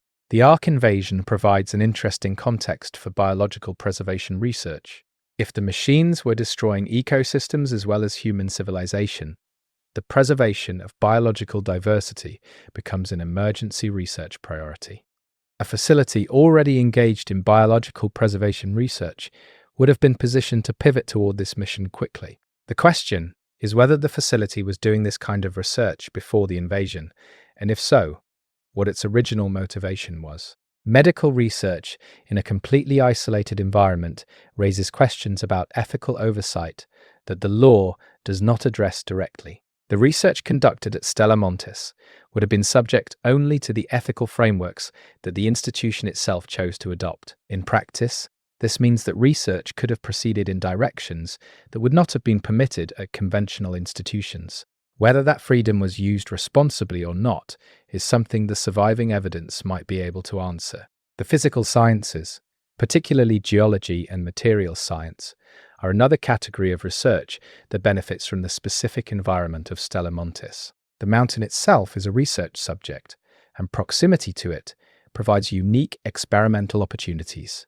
The geological stability of the site, which was presumably confirmed before construction began, also provides a controlled environment for experiments that require minimal vibration and thermal variation. This is the kind of experimental environment that is almost impossible to replicate in a surface facility. Environmental science research in the context of the Ark invasion would have had obvious practical applications. Understanding how the machines were affecting the physical environment, what chemicals or energies they were releasing, how ecosystems were responding, what recovery trajectories looked like. All of this is information that a surviving human civilization would desperately need. A facility positioned to study these questions and to maintain records of environmental conditions over time would have been an extraordinarily valuable resource. The atmospheric research possibilities at Stella Montis's altitude are another implied research direction. High-altitude locations provide unique access to atmospheric phenomena and are preferred sites for certain kinds of environmental monitoring. A facility built into a high-altitude mountain range would have had exceptional capabilities for atmospheric observation and sampling, and those capabilities could have been directed toward understanding Ark-related atmospheric effects. Social and psychological research in the context of long-term isolation is a research area that Stella Montis would have been uniquely positioned to conduct, because the facility itself was a natural experiment in long-term isolation. The psychological and social dynamics of a population living in the conditions that Stella Montis maintained would have been rich research material. Whether the facility chose to study itself in this way is an interesting question that the law does not address. The historical and archival research dimension of Stella Montis is perhaps the most emotionally significant. If part of the facility's mission was to collect, preserve, and study the historical record of human civilization, the research conducted there would have been fundamentally about memory, deciding what to remember, how to remember it, and how to make it accessible to a future that might be very different from the present. That is a profound research mission with implications that go far beyond the practical. The technology research implications of Stella Montis are particularly interesting in the context of Ark Raiders as a game. The machines that constitute the Ark threat are technological entities. Understanding them, their mechanisms, their behaviors, their vulnerabilities, is a research mission of extraordinary practical importance. A facility with the scientific capacity of Stella Montis would have been an obvious candidate for that kind of research if the researchers had access to Ark material or to accurate data about the machines. The weapons research dimension is one that the law does not address directly, but which is implied by the defensive framing of the facility as humanity's last bulwark. Preservation and defense are related but distinct functions. A facility that was only concerned with preservation would not need to frame itself as a bulwark. The defensive framing suggests that at least some of what was happening at Stella Montis was oriented toward the eventual possibility of confrontation with the Ark threat, not just survival in the face of it. The agricultural research dimension of Stella Montis connects to the facility's self-sufficiency. A facility that was maintaining food production capability in an alpine mountain environment would necessarily have been conducting research into cultivation methods appropriate for that environment. Cold-adapted crops, artificial growth environments, soil management in extreme conditions. This research, if it was conducted, would have had obvious applications for other surviving human communities trying to maintain food production in a changed world. The energy research conducted at Stella Montis would have been driven by the facility's need for reliable long-term power generation in an isolated environment. Solutions developed for Stella Montis's specific circumstances would potentially have broader applications for other isolated survival communities. The knowledge generated by solving Stella Montis's energy problems is itself a form of preserved resource, one with practical value beyond the facility's walls. The materials science research conducted at Stella Montis, particularly in the context of understanding arc technology, would have been among the most strategically important work the facility could do. Arc machines are physical entities made of physical materials. Those materials have properties that can be studied, characterized, and potentially exploited. A facility with the analytical capability of Stella Montis would have been an important site for understanding what the machines are made of and how they work. The computer science and information technology research dimension of Stella Montis is another area of implied significance. Preserving information over long time periods in a facility without reliable external hardware supply requires sophisticated understanding of information storage and management. The researchers at Stella Montis would have had to develop or adapt techniques for long-term information preservation that went beyond what was conventionally available, and those techniques would themselves be valuable knowledge. The physics research possible at Stella Montis is constrained by what we know about the facility's physical infrastructure, but the law's emphasis on precision and control suggests at minimum the capability for precision measurement work. Physics experiments that require minimal vibration, stable temperatures, and isolation from electromagnetic interference all benefit from the kind of environment that Stella Montis provides. The specific physics being studied would depend on the facility's equipment, which the law does not specify. The interdisciplinary nature of the research at Stella Montis is suggested by the facility's scale and the breadth of implied capabilities. Single-discipline research facilities do not need to be this large or this comprehensive in their infrastructure. The scale implies multiple research programs operating simultaneously, which implies multiple disciplines represented in the research staff. The interactions between those disciplines, the cross-pollination of approaches and insights, would have shaped the character of the research in ways that are harder to predict, but potentially very significant. The timeline of research at Stella Montis is one of the most important contextual questions. Research programs that run for years or decades produce fundamentally different outputs than programs that run for months. Long-running programs can tackle problems of a complexity and scale that short-term programs cannot. If Stella Montis was conducting research across an extended timeline, the cumulative output of that research would be far more significant than what any individual project could have produced. The peer review problem at Stella Montis is interesting.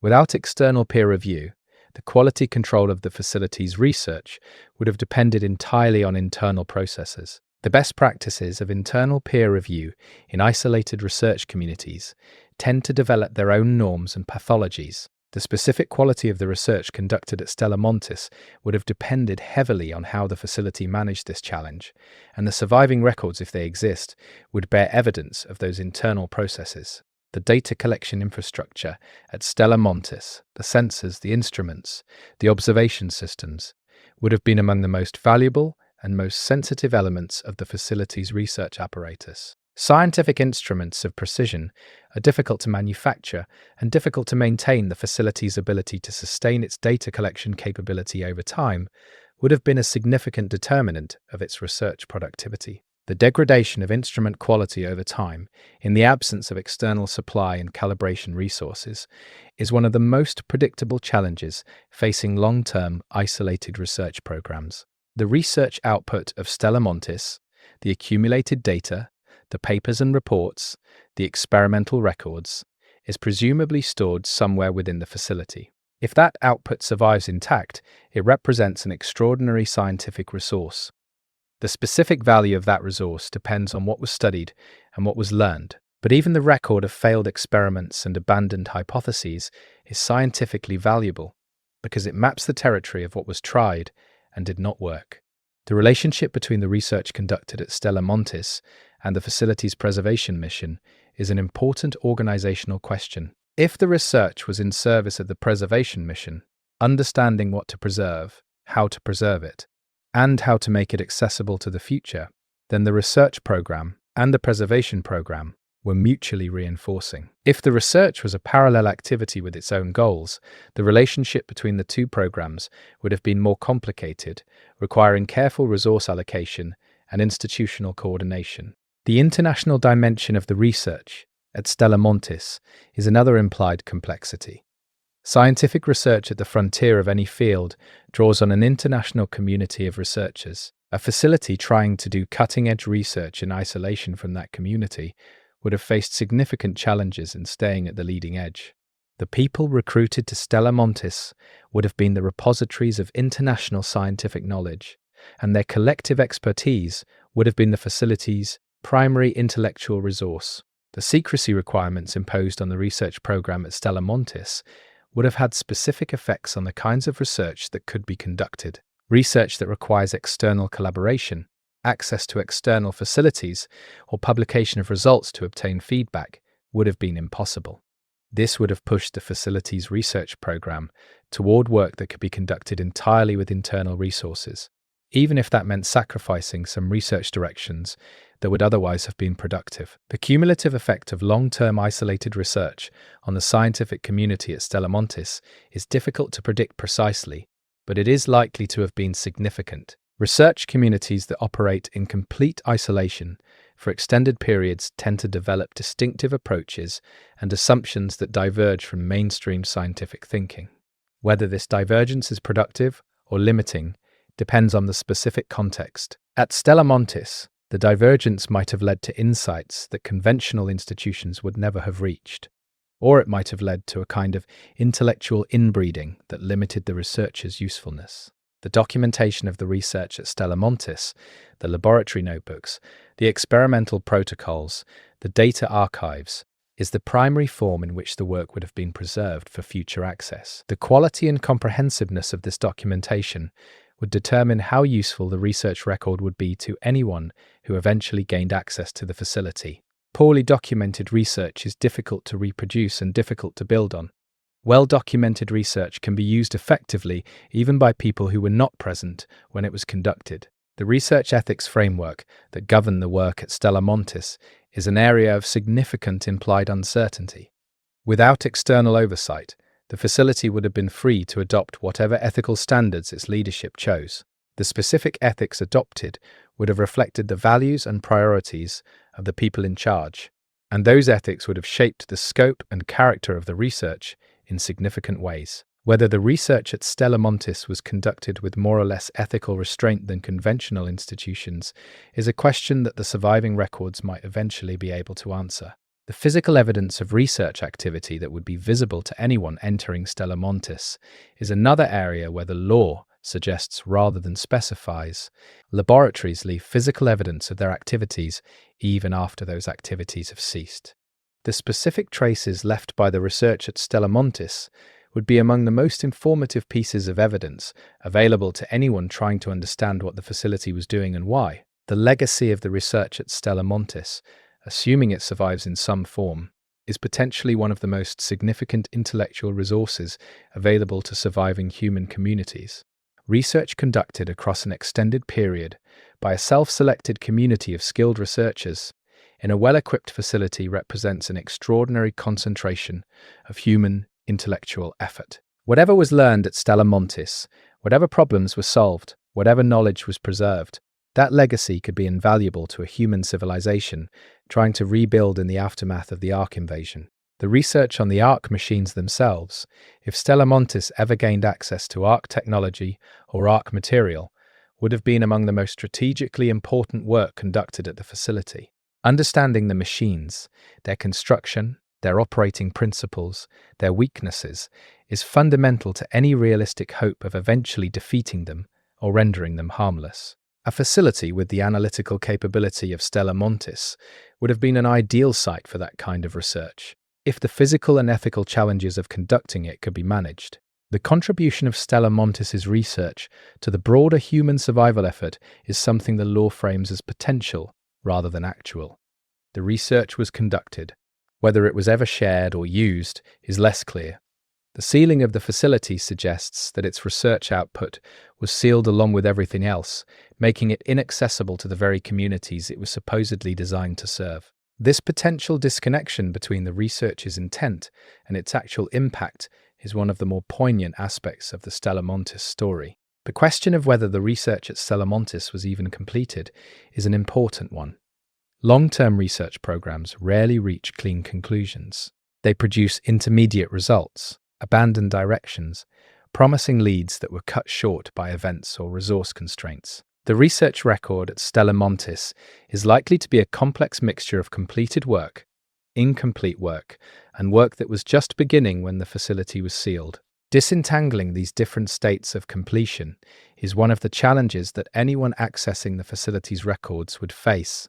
The philosophical dimension of what Stella Montis was trying to learn is perhaps the most important unanswered question about its research program.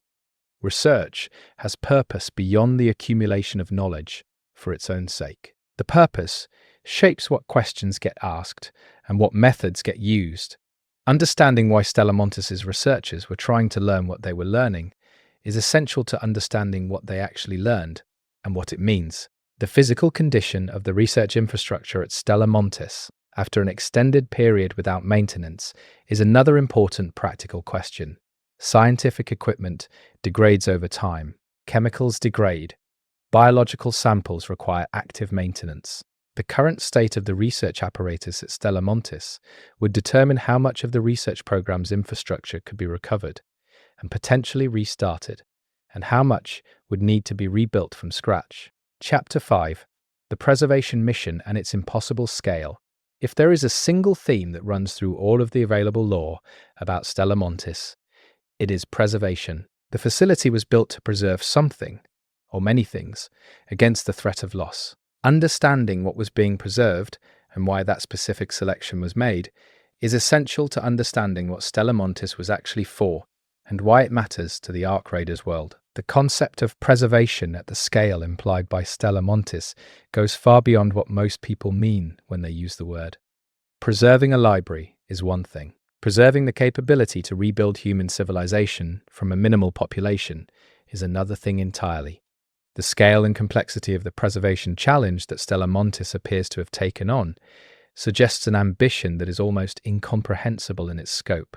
Seed vaults and genetic archives are the most well-known category of preservation facility in the real world, and they provide a useful reference point for thinking about Stella Montis. The Svalbard Global Seed Vault, located in an Arctic mountain, is explicitly designed to preserve plant biodiversity against catastrophic loss. The parallels to Stella Montis's alpine mountain location and preservation mission are obvious, and the lore seems to be drawing on that reference deliberately. The extension of the seed vault concept to other categories of biological material raises profound questions.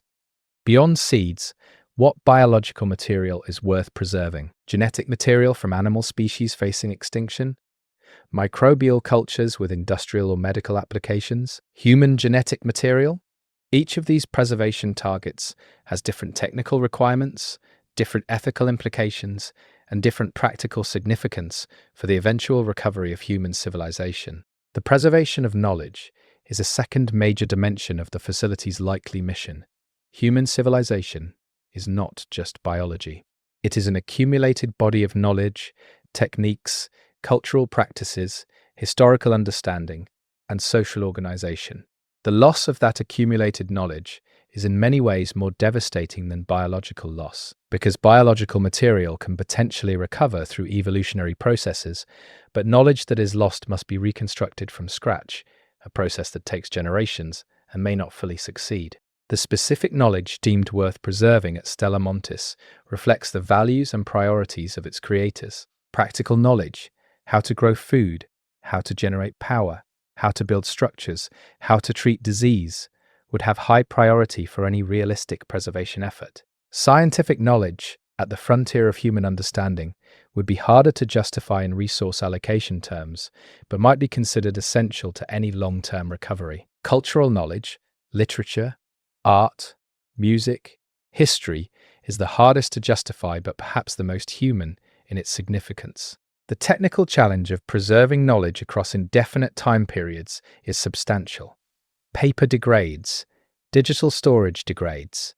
Even the most durable physical media have finite lifespans. The long-term preservation of knowledge requires either highly durable physical media, regular replication onto fresh media, or a living community of people who carry the knowledge in their heads and transmit it through active practice. Stella Montis appears to have been prepared to pursue all three strategies simultaneously. The human element of preservation, the preservation of living people, rather than just materials and information, is the most complex dimension of the facility's mission. People require active support. They age. They have social needs that biological material does not. Preserving people over the long term means preserving a functioning community, with all the social, psychological, and organizational complexity that implies. The decision to design Stella Montis for long-term human habitation rather than simple storage suggests that the preservation of a living human community was considered an essential part of the mission. The selection criteria for what gets preserved is perhaps the most ethically and practically fraught dimension of the preservation mission.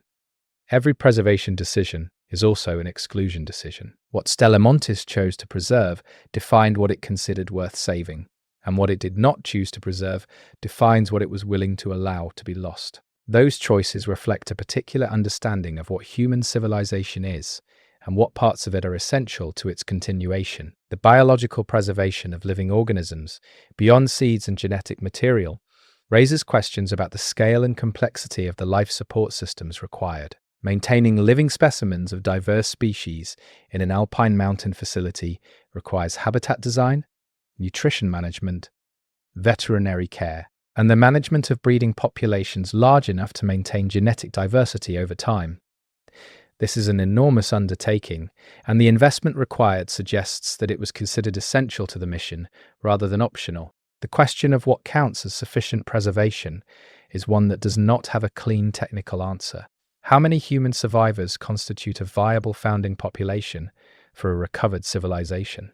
How much genetic diversity is required to prevent inbreeding depression over successive generations? How much agricultural diversity is needed to support a range of growing conditions? How much knowledge needs to be preserved to maintain the capability for technological civilization? These are questions that the designers of Stella Montis would have had to answer, and the answers would have shaped every resource allocation decision they made. The social preservation dimension of the mission involves not just keeping people alive, but maintaining the social structures and cultural practices that allow them to function as a community rather than simply as a collection of surviving individuals. The preservation of social cohesion across multiple generations in an isolated environment requires deliberate institutional design. It requires the transmission of norms, values, and practices from one generation to the next in a way that maintains their function while allowing for adaptation to changed circumstances. The archival dimension of the preservation mission connects Stella Montis to a long tradition of human civilization's attempts to preserve its own record against the possibility of catastrophic loss. The Library of Alexandria is the most famous historical example. The various attempts to create comprehensive cultural archives in the 20th and 21st centuries are more recent precedents. Stella Montis places itself in this tradition, but elevates it to a qualitatively different scale, attempting not just to preserve the record, but to preserve the capacity to use it. The preservation of practical skills and crafts alongside theoretical knowledge is an important dimension of a realistic preservation effort. A library of agricultural knowledge is far less valuable than a community of people who both have the written knowledge and practice the skills. The embodied knowledge of skilled practitioners, the tacit know-how that cannot be fully captured in documentation, is as important to preserve as the documented knowledge, and it requires living practitioners to maintain it. The information technology dimension of Stella Montis's preservation mission raises questions about the digital-physical interface. A facility that was created in the early 21st century would have been managing a transition from analog to digital information preservation. The long-term preservation of digital information requires hardware that must be maintained and replaced, power systems to operate it, and the software and technical expertise to read and use the data. Managing this transition in an isolated environment over an extended time period is one of the most technically demanding aspects of any realistic preservation mission. The ecological preservation dimension connects Stella Montis to the broader environmental implications of the Ark invasion. If the machines were destroying ecosystems as well as human civilization, the preservation of ecological diversity becomes a critical mission alongside the preservation of human civilization. Seeds, spores, Microbial cultures and genetic material from diverse ecological systems could allow the regeneration of healthy ecosystems after the threat is eventually eliminated. This is a longer-term vision than simple human survival, and it implies a confidence that the threat will eventually end. The cultural preservation dimension of the mission is the most subjective and the most contested. Art, literature, music, religious and philosophical traditions, all of these are part of what human civilization is, but none of them are strictly necessary for physical survival. The decision to include them in the preservation mission reflects a specific understanding of what human civilization is worth saving. It suggests that whoever designed the preservation mission believed that survival without culture is not really what they were trying to preserve. The linguistic preservation dimension is an often overlooked but critical element of cultural preservation. Languages carry embedded cultural knowledge that cannot be fully translated. When a language dies, the specific knowledge it encodes is endangered, even if the speakers survive. A comprehensive preservation mission would have needed to address the preservation of linguistic diversity alongside other cultural elements, which would have been an enormous undertaking given the number of languages in existence. The institutional knowledge preservation dimension of the mission connects to the question of what Stella Montis itself was learning about the challenges of long-term isolated preservation. The facility was not just implementing a preservation mission, it was learning how to implement that mission under conditions that had never been faced before. That meta-knowledge, the knowledge of how to do what they were doing, would itself be among the most valuable things preserved, because it would allow future communities to replicate or build on the facility's methods. The ethical framework governing the preservation selection process is one of the most important and least explicitly addressed dimensions of the mission. Every preservation decision has ethical implications. Who decides what gets saved? Who has access to what is saved? What obligations do preservers have to those whose cultural material is being preserved? These questions do not have easy answers, and the specific answers chosen at Stella Montis would have shaped the character of the mission in profound ways. The resource allocation trade-offs of the preservation mission are a practical dimension that the law glosses over, but which would have been the source of the most difficult day-to-day decisions in the facility's operation. Every resource invested in biological preservation is a resource not available for knowledge preservation, or for improving living conditions, or for conducting new research. Managing these trade-offs across an extended period of operation, with no external resource inputs, would have required an extremely sophisticated and disciplined approach to institutional resource management. The verification problem in preservation is an interesting technical and philosophical challenge. How do you know that what you have preserved is actually intact and usable? Verification of biological material requires testing that consumes some of what you are preserving. Verification of stored information requires the capacity to read and interpret it. Verification of preserved skills requires practitioners who can demonstrate them. Building verification into the preservation protocol in ways that do not compromise the preserved material is one of the most technically demanding aspects of the mission. The temporal scale of the preservation mission is one of its most challenging dimensions. Preserving material for decades is fundamentally different from preserving it for centuries. The degradation rates of different materials vary enormously. The maintenance requirements of living biological material compound over time. The social cohesion of an isolated human community erodes under the pressure of generations of confinement. A preservation mission designed for indefinite timescales must address all of these temporal dimensions simultaneously. The communication dimension of the preservation mission raises the question of how Stella Montis intended to make contact with the broader human community when circumstances eventually permitted. A preserved archive that cannot be accessed by those who need it has failed its mission.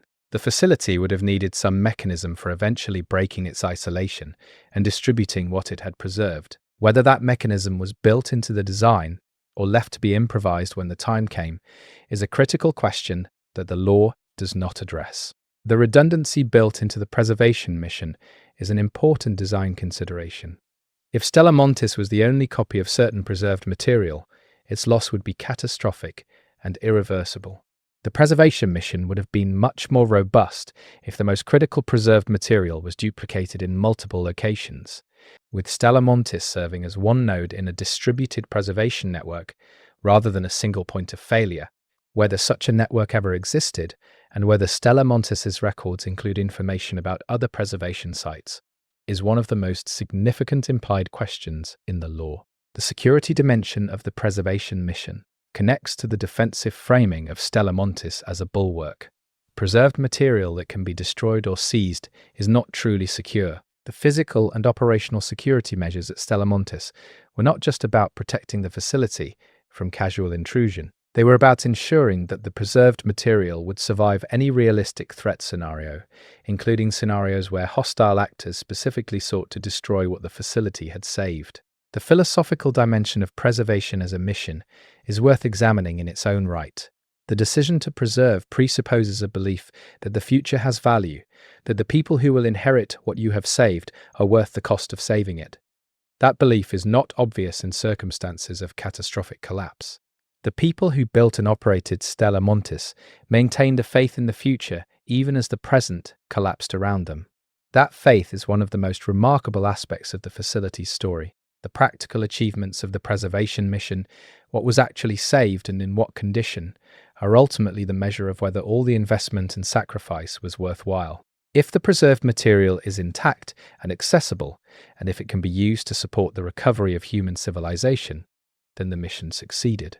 If the preserved material has degraded beyond usefulness, or if the facility cannot be accessed, or if the social and biological communities maintained within it have not survived, then the mission failed in its most fundamental objective. The human cost of the preservation mission is an aspect of the story that the law treats gently. The people who committed to living at Stella Montis gave up everything that ordinary human life involves: connection to a wider community, freedom of movement, the ability to pursue personal goals outside the mission's framework. They did this in service of something they believed was more important than their individual lives. Whether their sacrifice was honored by the outcomes they were working toward is one of the most poignant questions the facility's story raises. The relationship between the preservation mission and the Ark invasion creates an interesting narrative tension. The invasion gave the preservation mission a specific concrete urgency that it might not have had in the abstract, but it also created conditions that made the mission harder to accomplish, threatening the supply chains and external support that the facility depended on, destroying the broader human communities that the preserved material was supposed to eventually support, and creating a threat environment that may have forced the facility to prioritize security over openness in ways that ultimately limited its effectiveness.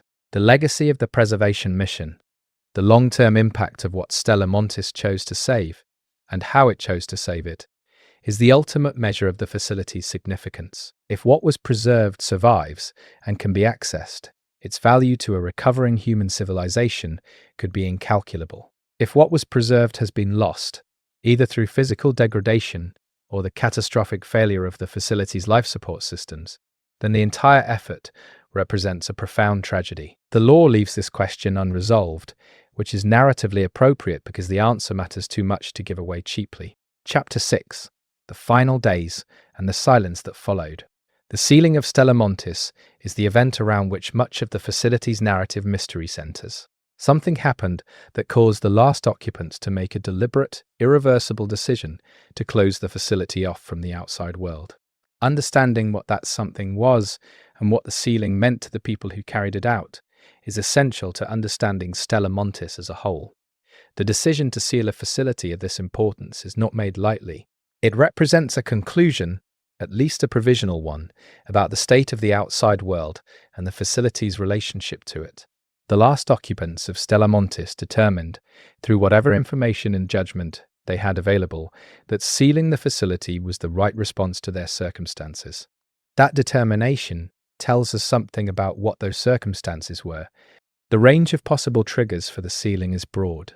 The Ark machines could have been detected approaching the region, prompting a defensive lockdown to protect the facility and its contents from direct attack or discovery. The communications network connecting Stella Montis to whatever external contacts it maintained could have gone silent, indicating that the outside world had collapsed to a point where the facility's external mission was moot. Internal factors could have played a role. a leadership decision to protect the facility against some internal threat to its security or integrity. The logistics of sealing a facility of Stella Montis's complexity are not trivial. You cannot simply close the front door and walk away. Systems need to be shut down in the correct sequence to prevent damage. Remaining occupants need to either leave or stay. The decision about which people would remain inside and which would leave, if indeed people did leave, would have been among the most painful decisions the facility's leadership ever faced. The possibility that some occupants chose to leave before or during the sealing, to take their chances in the outside world rather than remain sealed inside the mountain, is one that the law implies without confirming. If people did leave, they would have carried knowledge of the facility's existence and location with them. The fact that this knowledge has apparently not been widely shared suggests either that those who left did not survive long enough to share it, or that they chose to honor the facility's secrecy even in the outside world. The possibility that nobody left, that all of the remaining occupants were sealed inside when the doors closed, carries a different set of implications. It suggests either that the situation outside was so dangerous that leaving was not a viable option, or that the commitment to the facility's mission was so strong that nobody was willing to abandon it. Either interpretation says something significant about the state of the outside world at the time of the sealing and about the character of the people inside. The internal governance of Stella Montis in its final operational period would have been under extraordinary pressure. Decisions with permanent consequences need to be made clearly and with as much information as possible. The process by which the decision to seal the facility was made, whether it was a democratic decision, an authoritative decision by a designated leader, or a consensus reached under emergency conditions, would reflect both the institutional culture of the facility and the specific circumstances that prompted the sealing. The emotional dimension of the sealing is something the law treats with restraint, but which the human imagination fills in readily. The people who sealed Stella Montis were saying goodbye to something, goodbye to the outside world, to whatever they had known before, to the possibility of normal human life. Whether they felt grief, relief, resignation, or determination, or some mixture of all of these, they were experiencing one of the most profound moments that any human being can face. The physical act of sealing, the closing of airlocks or blast doors or whatever the specific mechanisms were, is a moment of profound symbolic weight. The transition from open to closed, from connected to isolated, from hopeful about contact with the outside world to committed to separation from it. Whatever was on the other side of those doors when they closed, it remained there, and whatever was inside remained inside, and the line between those two states became, at least provisionally, permanent. The time period following the sealing, the years or decades of sealed operation if the facility remained inhabited, would have been the most difficult in the facility's history. The social and psychological challenges of complete isolation, without any prospect of external contact or resupply, would have been profound. Maintaining institutional purpose, social cohesion, and individual psychological health under these conditions would have required everything the facility's design and leadership could provide. The possibility that the facility remained inhabited after sealing for a significant period, perhaps years or even a generation, before the final occupants died or departed through some other means, is one of the more haunting implications of the law. What it would have been like to be among the last people inside Stella Montis, watching the population gradually reduce, maintaining systems designed for more people than were left to run them, is a story that the law does not tell, but which its silence invites. The final occupants of Stella Montis, whoever they were, faced a particular kind of end. Not death in battle, not the sudden catastrophe of the Ark invasion that most of humanity experienced, but a gradual, deliberate winding down inside a facility that outlasted them. What they were thinking in those final days, what decisions they made about how to manage the facility's systems and records after they were gone, is one of the most compelling implied narratives in the law. The messages that the final occupants may have left behind are among the most potentially significant artifacts inside Stella Montis. People facing the end of their community typically feel the need to leave records, to explain what happened, to address whoever might eventually come after them. If such records exist at Stella Montis, they would provide the most direct possible window into the facility's final period and the circumstances of its sealing. The biological and mechanical systems of Stella Montis, after the occupants are gone, assuming the occupants are gone, represent an interesting question of automated persistence. Systems designed for long-term operation with minimal maintenance can continue functioning for extended periods without human intervention. The question is which systems are still running, which have failed, and what the current state of the facility's preserved contents is. Without active maintenance, even the best designed systems eventually fail. The silence that the sealed Stella Montis projects into the surrounding region is a specific kind of absence. No radio emissions, no heat signatures that would be detectable from a distance, no movement visible at the facility's exterior. The silence is not just the absence of communication, it is the absence of any evidence of ongoing activity, which is its own form of information. Something that was once active is now quiet, and the character of that quiet tells you something about what happened. The relationship between the sealed Stella Montis and the arc machines is an implied dimension of the post-sealing period that the law does not address directly. If the machines are continuing their activities in the region, and if they have any capacity to detect the kind of facility that Stella Montis represents, the sealed facility would eventually attract attention. The fact that it has not apparently been destroyed suggests either that the machines have not detected it, that they have detected it and chosen not to engage, or that their detection capabilities are limited by the mountain's natural concealment. The physical environment around the sealed Stella Montis continues to change even as the facility itself is static. Snow accumulates and melts. The rock weathers. Plant life grows and retreats with the seasons. The valley below continues to exist even without human activity to shape it. The natural processes of the alpine environment are indifferent to what is sealed inside the mountain, and they continue to work on the facility's exterior, even as everything inside remains frozen in the moment of sealing. The acoustic silence of the sealed facility is particularly significant given that mountain environments carry sound well. The absence of mechanical sounds, of the industrial hum of power generation and ventilation systems, of human voices, suggests either that all active systems have shut down, or that the facility's acoustic containment is even more effective sealed than it was when operational. Either possibility has implications for the facility's current internal state. The passage of time since the sealing is one of the most important variables in assessing the current state of Stella Montis. If the sealing happened relatively recently, in the context of the arc invasion, some of the biological preservation systems might still be functioning. If significant time has passed, the probability of complete system failure increases, though the cold environment would continue to provide passive preservation even after active systems failed. The law does not specify the timeline precisely enough to resolve this question.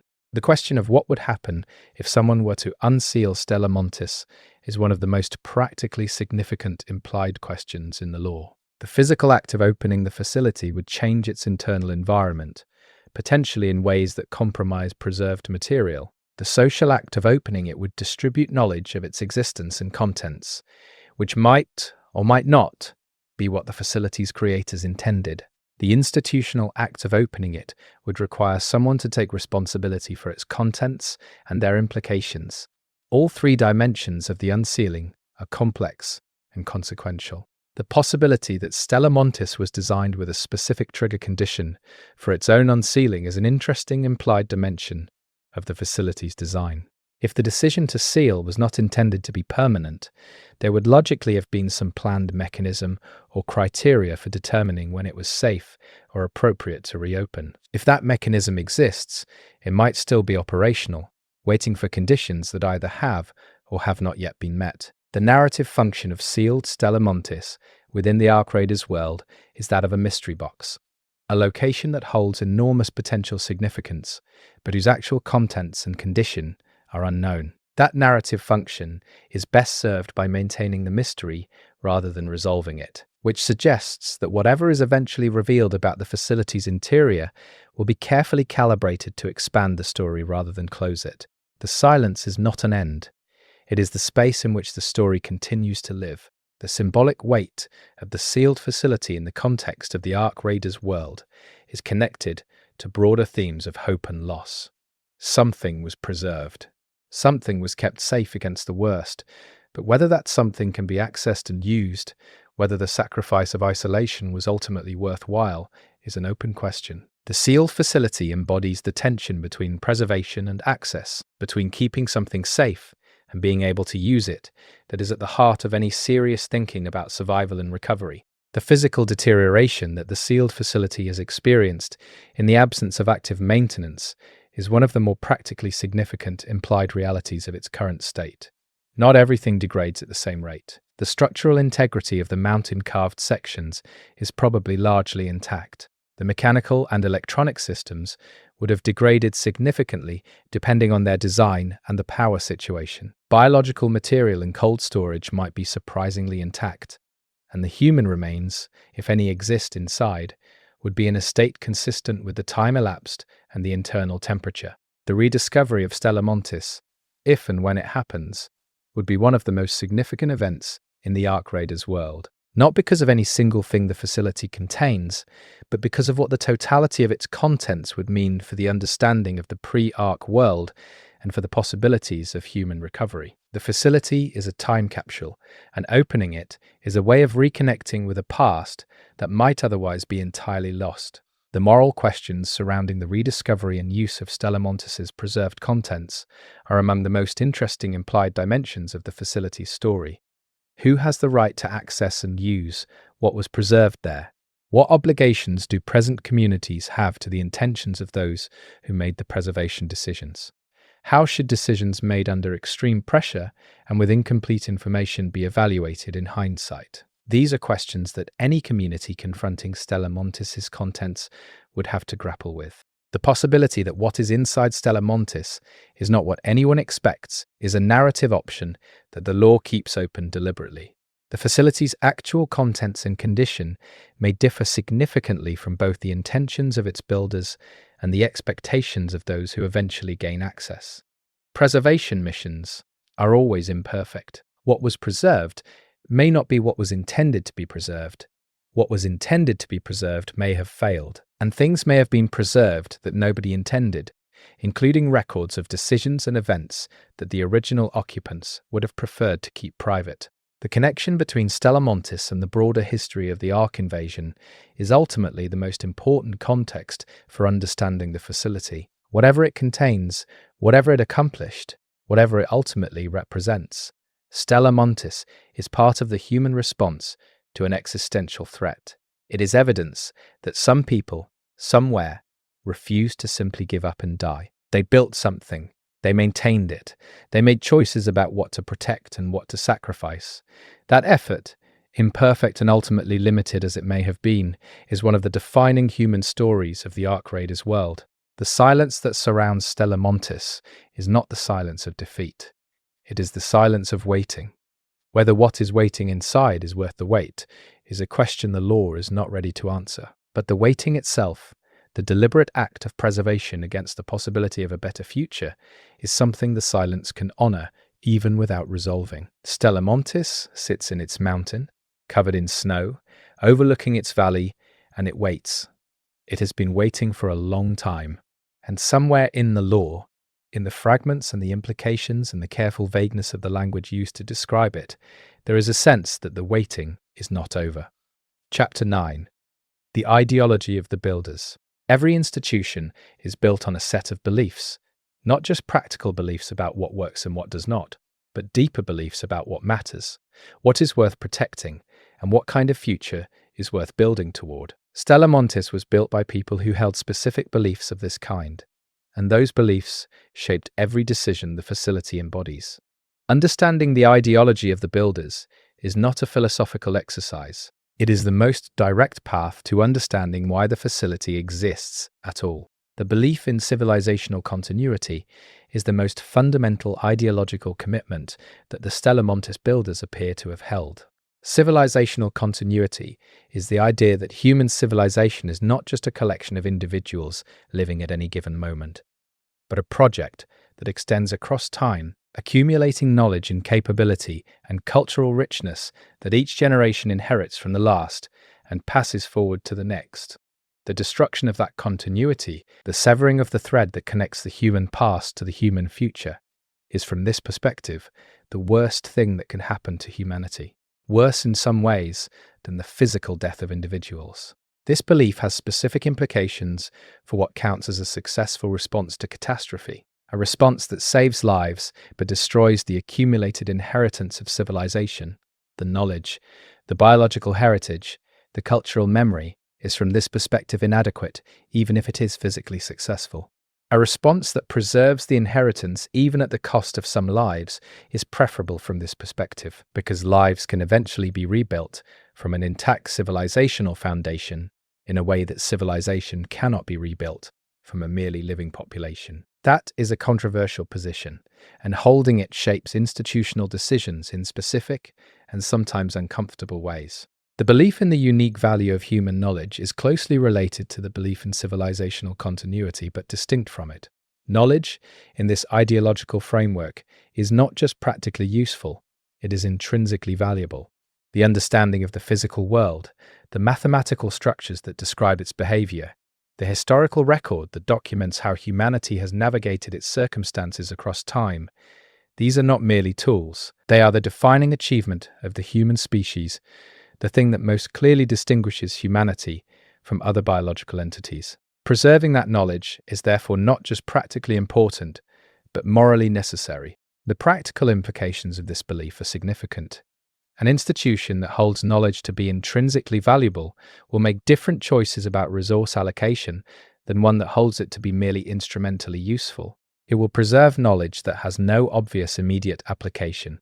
It will invest in the preservation of cultural and humanistic knowledge alongside scientific and technical knowledge.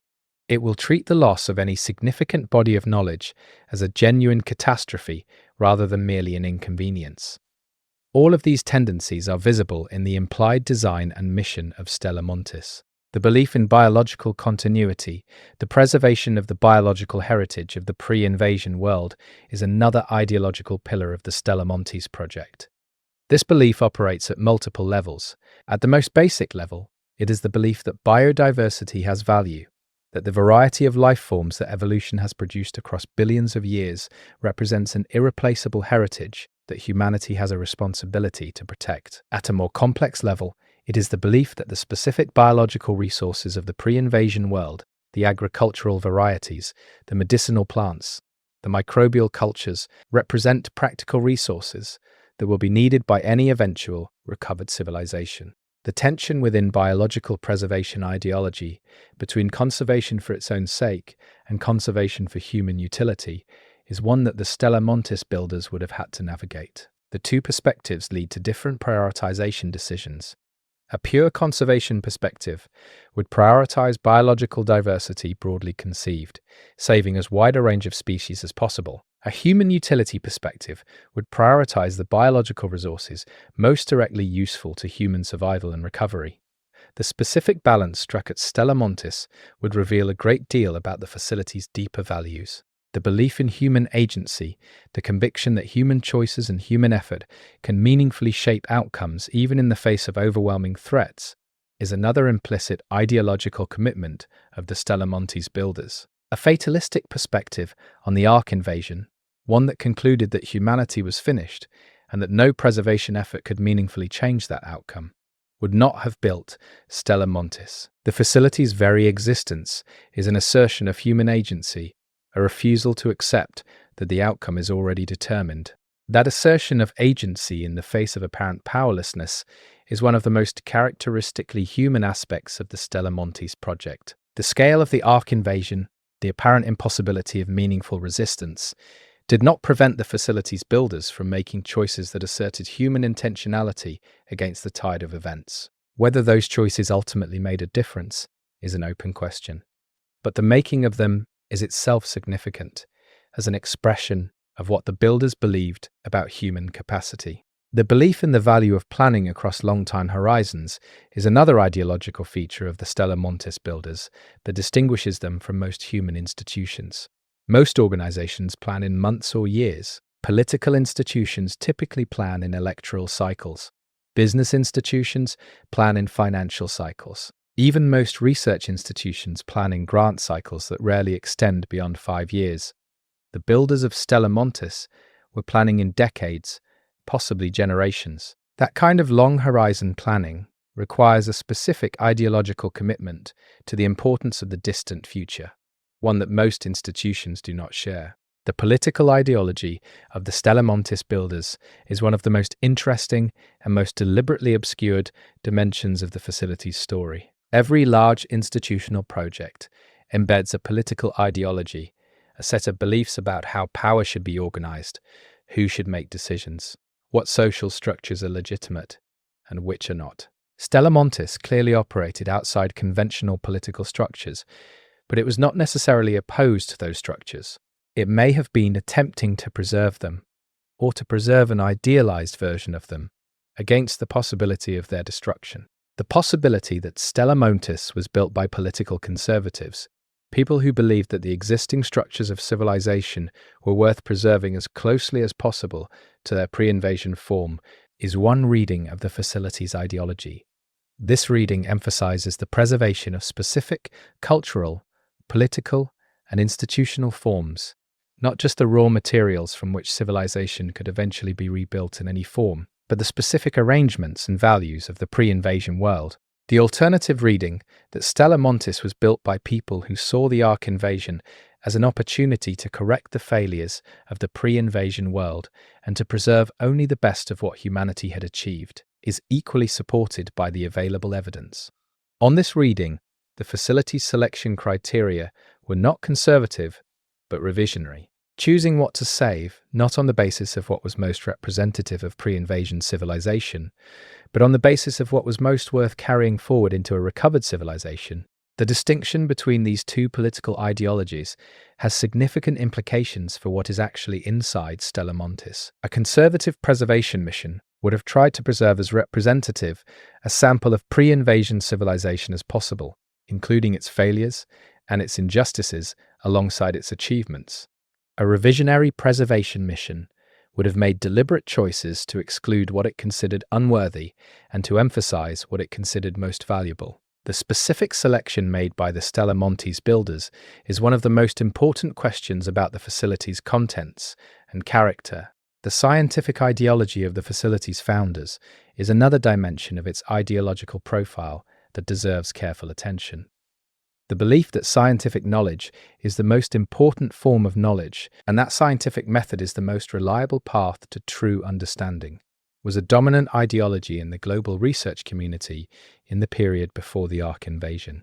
If the Stella Montis founders held this belief strongly, it would have significantly shaped their preservation priorities, placing scientific and technical knowledge at the center of the mission and treating cultural and humanistic knowledge as secondary. The alternative scientific ideology, one that recognized the limitations of pure scientific rationalism and emphasized the importance of humanistic and ethical frameworks alongside scientific knowledge, would have led to different preservation priorities. A mission animated by this more pluralistic understanding of knowledge would have devoted significant resources to the preservation of the humanities alongside the sciences, treating literature, philosophy, history and the arts as equally important components of the civilizational heritage worth preserving. The ideological position of Stella Montis toward existing political authority is another implied dimension of its foundational beliefs. The decision to build outside official channels to avoid the public record implies a degree of distrust toward existing political institutions. That distrust could range from a tactical assessment that official channels would compromise the facility's secrecy to a deeper ideological conviction that existing political institutions were inadequate to the challenge of civilizational preservation and that an independent initiative was necessary. The relationship between the ideology of the builders and the ideology that developed within the facility over time is another important implied dimension. Institutional ideologies do not remain static. They evolve as circumstances change, as the original founders age, and are replaced by successors who have different experiences and different perspectives. And, as the institution's own history begins to shape its understanding of itself, the ideology of Stella Montis, in its final operational period, may have differed significantly from the ideology of its founding generation. The ideological dimension of the sealing decision is particularly interesting. Choosing to seal the facility rather than attempting to maintain contact with or contribute to the outside world reflects specific beliefs about the relative importance of preservation and engagement. An ideology that prioritizes preservation absolutely would seal without hesitation when external contacts seem to threaten the facility's integrity. An ideology that prioritized engagement, that believed the point of preservation was to serve the living human community, would have been more resistant to sealing, more willing to accept risks to the facility's integrity in order to maintain its relevance to the outside world. The way the sealing was carried out, carefully and deliberately rather than in panic, suggests an ideology that had planned for this contingency and had made peace with it in advance. The sealing was not a failure of nerve, it was an implementation of a pre-existing protocol, an action that had been anticipated and prepared for. That preparation implies an ideology that had explicitly contemplated the possibility of complete isolation and had determined in advance that isolation was preferable to the risks of continued openness. The legacy ideology of Stella Montis, the set of beliefs that the facility's institutional design embeds for any future community that eventually gains access to it, is one of the most interesting implied dimensions of the project. Every archive has an implicit argument about what matters. Every preserved library is also a statement about what kind of knowledge is worth having. The people who built and operated Stella Montis were not just preserving the past, they were making arguments about the future. Arguments that will be encountered and evaluated by whoever eventually opens the doors. The question of whether those arguments will be accepted, whether the values and priorities embedded in Stella Montis's preservation choices will be recognized as legitimate by the communities that inherit them, is one of the most significant implied uncertainties in the law. The survivors of the Ark invasion have lived through experiences that the Stella Montis builders could not fully anticipate. Their values and priorities may differ significantly from those embedded in the facility's design. The negotiation between the preserved ideology of the founders and the lived ideology of the survivors is one of the most interesting implied conflicts in the Ark Raiders world. The institutional belief in expertise, the conviction that certain kinds of specialized knowledge and skill confer legitimate authority, is another ideological feature of the Stella Montis project that is visible in its design. The facility was built by experts and populated with experts. Its governance structures were presumably designed to reflect and reward expertise. Its preservation choices were presumably made by people who believed their expertise qualified them to determine what was worth saving. That belief in expertise as a basis for authority is a specific ideological position with significant implications for how the facility related to any non-expert community it might eventually serve. The ideological relationship between Stella Montis and the communities it was ostensibly trying to serve is another area of implied tension. The facility was built in secret, operated in isolation, and sealed without broadcasting its location or contents to the communities that would theoretically benefit from what it preserved. That combination of paternalism and secrecy, building something for others without telling them about it, is a specific ideological position that reflects a particular understanding of who has the authority and the competence to make decisions on behalf of humanity. The paternalistic dimension of the Stella Montis ideology, if that is indeed how the founders understood their mission, is not necessarily malicious. It may have reflected a genuine, if contested, belief that the decisions about what to preserve were too important and too technically complex to be made democratically, that the experts who understood what was worth saving were better positioned to make those decisions than a broader population that lacked the relevant expertise. That is a coherent position, even if it is not an egalitarian one. The alternative reading, that the secrecy of Stella Montis was a form of humility rather than paternalism, is also worth considering. Perhaps the founders believed that announcing their project would invite exactly the kind of political and institutional conflict that would compromise its integrity. Perhaps the secrecy was not about deciding for others, but about protecting a fragile and important project from the kinds of pressure that publicity would inevitably bring. On this reading, the paternalism is more apparent than real. The ideological relationship between the builders' beliefs and the specific design choices they made is one of the most interesting analytical threads in the Stella Montis story. Every significant design choice, from the location to the layout to the specific systems included, reflects an ideological commitment. Reading those choices as ideological expressions, rather than purely as practical decisions, opens up a different understanding of what the facility was built to be. The specific ideology of the researchers who populated the facility is another variable in the ideological picture. Scientists are not ideologically uniform. They hold a wide range of political, philosophical, and ethical views that shape how they understand their work and its significance. The specific mix of ideological perspectives represented among the Stella Montis researchers would have created a specific kind of intellectual culture, one that was shaped by the agreements and the conflicts between those perspectives. The ideological evolution of the facility over time is an implied narrative that the law gestures toward without developing. Institutions change. The beliefs that animate them in their founding period are tested by experience and may be confirmed, modified, or abandoned as circumstances evolve. The specific ways in which the ideology of Stella Montis adapted to its circumstances across its operational history is one of the most interesting stories the facility's records might eventually tell. The relationship between the facility's ideology and the Ark invasion itself is a crucial contextual question.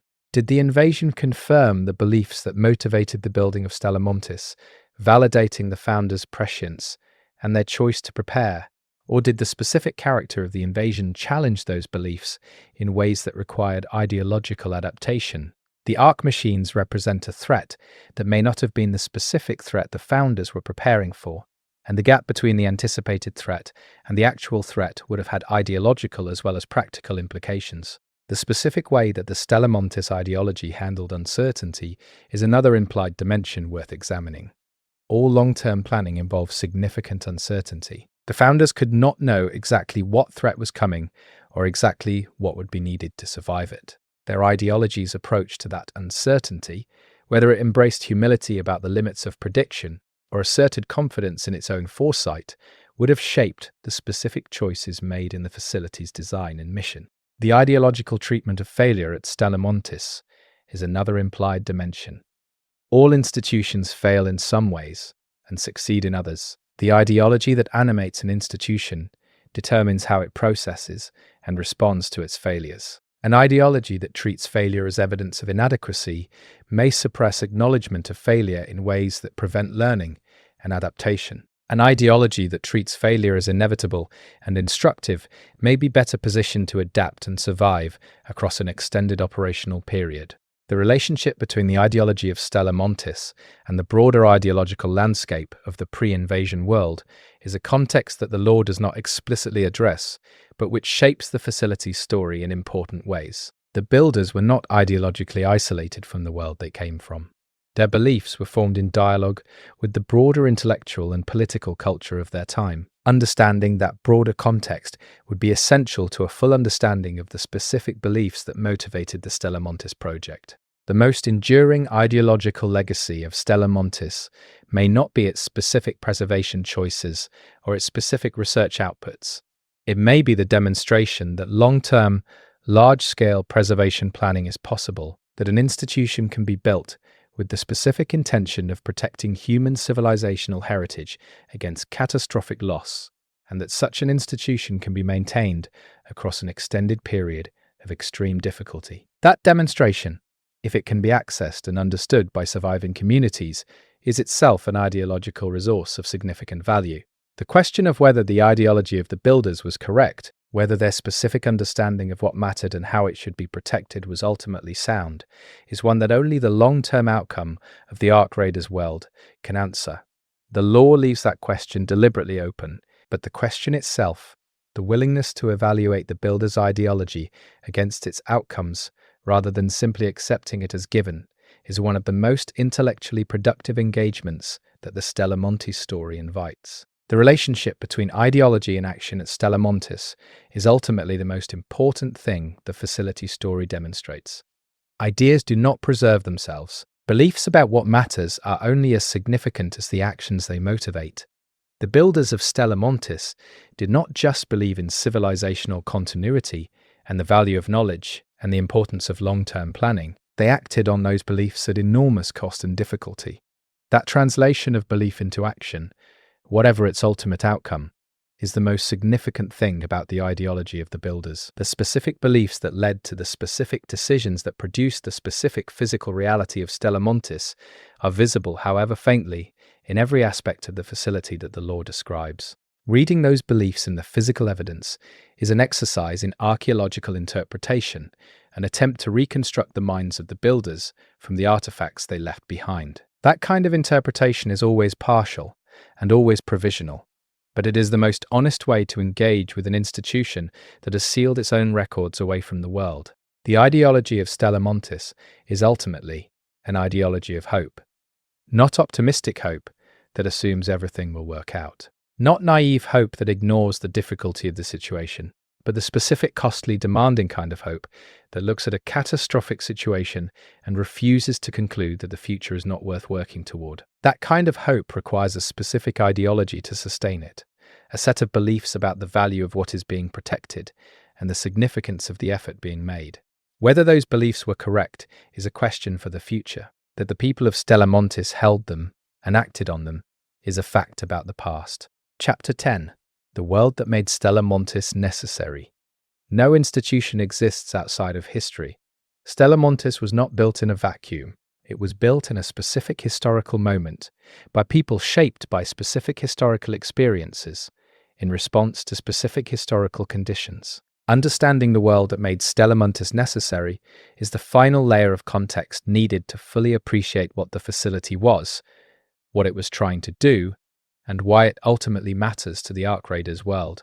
The pre-invasion world of Ark Raiders, the civilization that existed before the machines began falling from the sky, is a world the game's lore treats with deliberate incompleteness. We know it existed. We know it was recognizably human, with institutions and technologies and social structures that would have been familiar to a contemporary observer.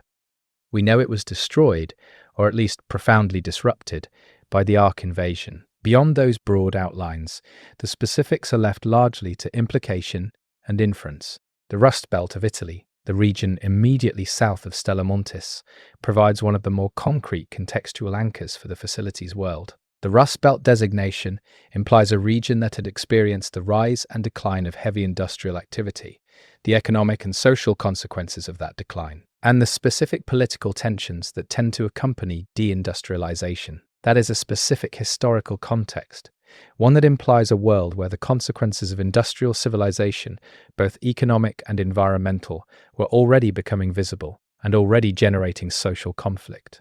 The decision to locate Stella Montis north of the Rust Belt, in the pristine alpine environment above the industrial zone, is a geographic statement about the relationship between the world the facility was built in and the world it was trying to transcend. The industrial world below, with all its productivity and its costs, contrasts sharply with the clean, preserved environment of the mountain above.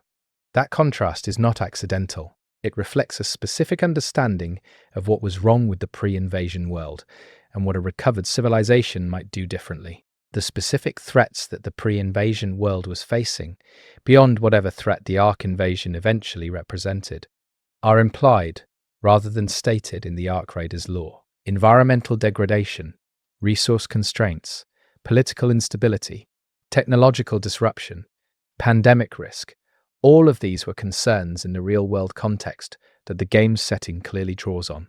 The builders of Stella Montis were responding to a general sense of civilizational vulnerability, not just to the specific threat of the Ark machines. That context of general civilizational vulnerability is important for understanding the facility's design philosophy. A facility built in response to a specific known threat would be designed differently from a facility built in response to a general sense that something catastrophic was coming, even if its exact form was uncertain. Stella Montis is designed for general long-term self-sufficiency, its broad preservation mission, rather than a narrow response to one specific threat, suggests that it was built in the context of the latter, a general anxiety about civilizational fragility, rather than a specific intelligence assessment about a particular coming crisis. The global scientific community of the pre-invasion world was characterized by extraordinary capability and extraordinary fragmentation. The capability to understand and manipulate the physical world at a level of precision and scale that had never existed before in human history. The fragmentation into national institutions, competitive research agendas, and proprietary knowledge systems that prevented that capability from being deployed effectively in service of shared human interests. Stella Montis can be read as an attempt to address that fragmentation, to create an institution that served human interests broadly rather than the competitive interests of specific national or corporate actors. The political world of the pre-invasion era, as implied by the Ark Raiders law, was characterized by the kinds of institutional failures and political dysfunctions that make the construction of an independent, off-the-books preservation facility comprehensible as a rational response. When official institutions are trusted to address civilizational challenges and are found wanting, the impulse to create unofficial alternatives is understandable. Stella Montis is, among other things, a vote of no confidence in the ability of official institutions to protect humanity's most important assets. The technological world of the pre-invasion era provided the specific capabilities that made Stella Montis possible: the ability to carve and construct at scale in difficult environments, the ability to design and build complex life support systems, the ability to preserve biological material with precision, the ability to store and manage vast quantities of information. All of these capabilities were products of the technological civilization that the Ark invasion was threatening, and the founders of Stella Montis were using those capabilities to try to protect the civilization that had produced them. There is something almost poignant about that circularity. The social world of the pre-invasion era, the specific networks of relationships and institutions through which people organized their lives, shaped the community of individuals who built and populated Stella Montis. The researchers and engineers who came to the facility came from specific professional and social contexts. They brought with them the habits, assumptions, and values that those contexts had formed. Understanding those social contexts would be essential to understanding the specific character of the Stella Montis community. The environmental context of the pre-invasion era is particularly significant for understanding the biological preservation dimension of the Stella Montis mission. If the pre-invasion world was already experiencing significant biodiversity loss, the creation of a comprehensive biological archive would have been urgent long before the Ark invasion. The invasion would have added urgency to an already important mission rather than creating that mission from scratch. The economic context of the pre-invasion era shaped the specific form that Stella Montis took as an institution. The ability to fund and construct a facility of this scale implies access to resources that can only be described as extraordinary. Whatever the specific funding mechanism, it required the existence of entities with sufficient accumulated resources to make the investment and sufficient motivation to make it. The economic conditions of the pre-invasion era that created those entities and gave them those motivations are an important background condition for the Stella Montis story. The institutional context of the pre-invasion era, the specific landscape of research institutions, governmental agencies, and private entities that populated the world the builders came from, shaped both the form that Stella Montis took and the relationships it had with other institutions. Stella Montis was designed to be independent of the existing institutional landscape, but it was also designed by people who understood that landscape intimately.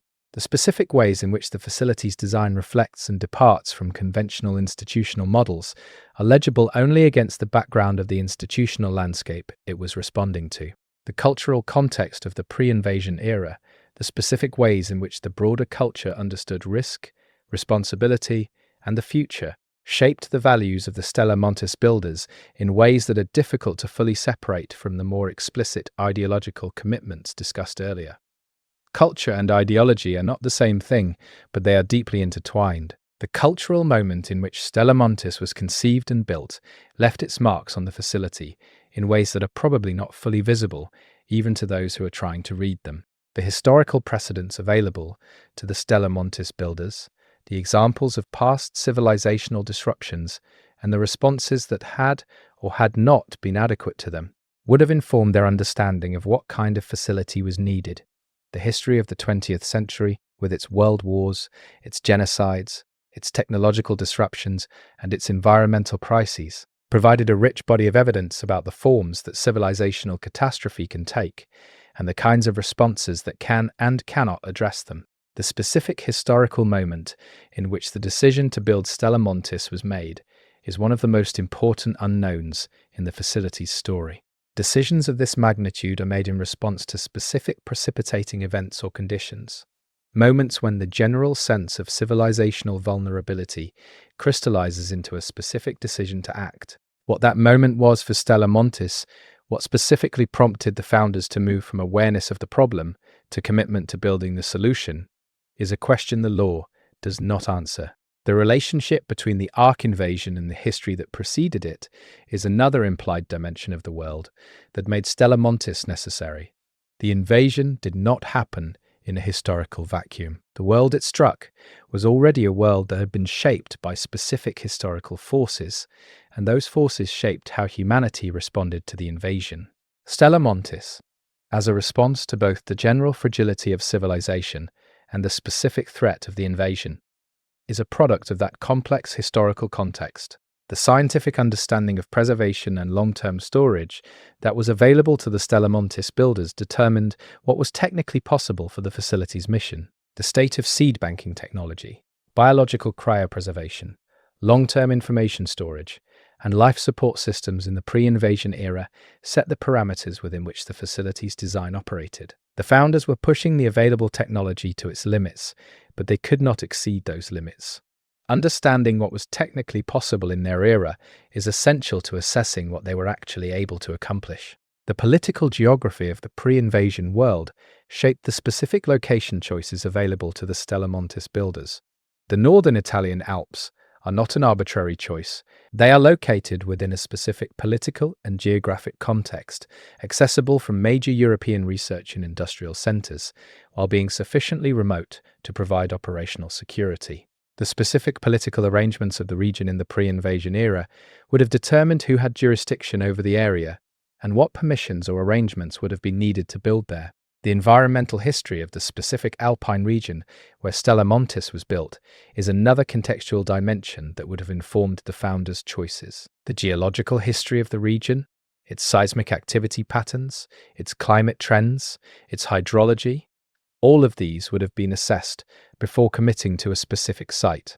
The investment in site assessment that would have preceded the construction decision is itself evidence of the long horizon planning that characterized the founders' approach. The demographic context of the pre-invasion world shaped the pool of potential Stella Montis occupants. The specific distribution of expertise, the geographic concentration of relevant research communities, the availability of people with the specific combination of skills and personal characteristics the facility required, all of these demographic factors determined who could be recruited and from where. The specific composition of the Stella Montis community was shaped by these demographic realities as much as by the facility's explicit selection criteria.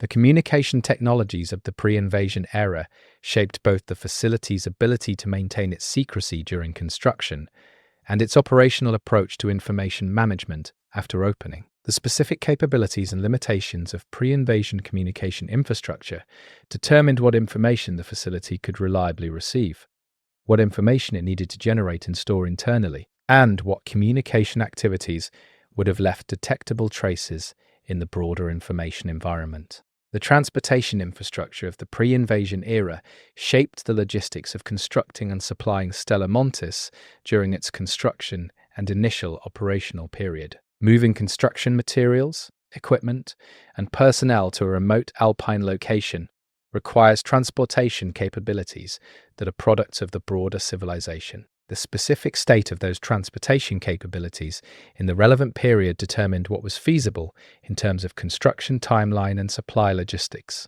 The security and intelligence context of the pre-invasion world shaped the operational security requirements that the Stella Montis founders designed around. What threats existed to a large-scale covert construction project? What surveillance capabilities did potential adversaries have? What were the realistic risks of discovery? And what would discovery mean? The answers to these questions in the specific security environment of the pre-invasion era determined the specific operational security measures the founders put in place. The philosophical context of the pre-invasion era, the specific intellectual debates about the nature of civilization, the obligations of the present generation to the future, and the proper response to existential risk shaped the specific ideological framework within which the Stella Montis decision was made. The founders were not operating in an intellectual vacuum. They were drawing on specific philosophical traditions and responding to specific philosophical debates that were active in their era. The legal and regulatory context of the pre-invasion world determined what activities Stella Montis would have needed to conceal and what it could operate openly. The specific legal frameworks governing research, construction, biological materials handling, and data management in the relevant jurisdictions shaped the specific ways in which the facility needed to structure its operations to avoid legal exposure. The medical and public health context of the pre-invasion world is another background condition that shaped the Stella Montis project in ways that may not be immediately obvious. The specific disease environment of the pre-invasion era, the availability of medical countermeasures, the state of understanding of human health in long-term confined environments, all of these factors would have informed the facility's medical and health management design.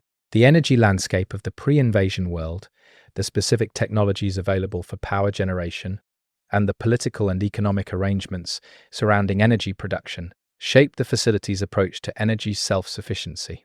The choice of specific power generation technologies would have been made against the background of what was available, what was reliable, and what could be maintained with the resources and expertise the facility could command. The social contract of the pre-invasion world, the specific understanding of the rights and obligations of individuals and institutions in relation to each other and to society at large, shaped both the ethical framework within which Stella Montis operated and the specific tensions that framework created. A facility that operates in secret, making decisions on behalf of humanity without democratic authorization, is operating in tension with the social contract of the world it comes from. Managing that tension, philosophically if not practically, would have been an important concern for the founders. The relationship between the pre-invasion world and the Ark invasion itself is the most important contextual question for understanding why Stella Montis was built. If the invasion was entirely unpredictable, the facility's prescience is remarkable. If the invasion was anticipated, at least in its general character, by the people who built Stella Montis, the facility is evidence of a level of foreknowledge that raises profound questions about who knew what and when. The law does not settle this question, but it does leave it deliberately open. The world that made Stella Montis necessary was a world in which large-scale civilizational risk was increasingly apparent. Existing institutions were increasingly inadequate to address it, and the specific capabilities needed to build an independent preservation response were just barely available. That combination of factors, risk without adequate response, capability without adequate will, created the specific historical moment in which the Stella Montis decision became both rational and possible. Understanding that moment is understanding why the mountain was chosen and why it was carved. The pre-invasion world is gone now, at least in the form it took before the Ark machines arrived.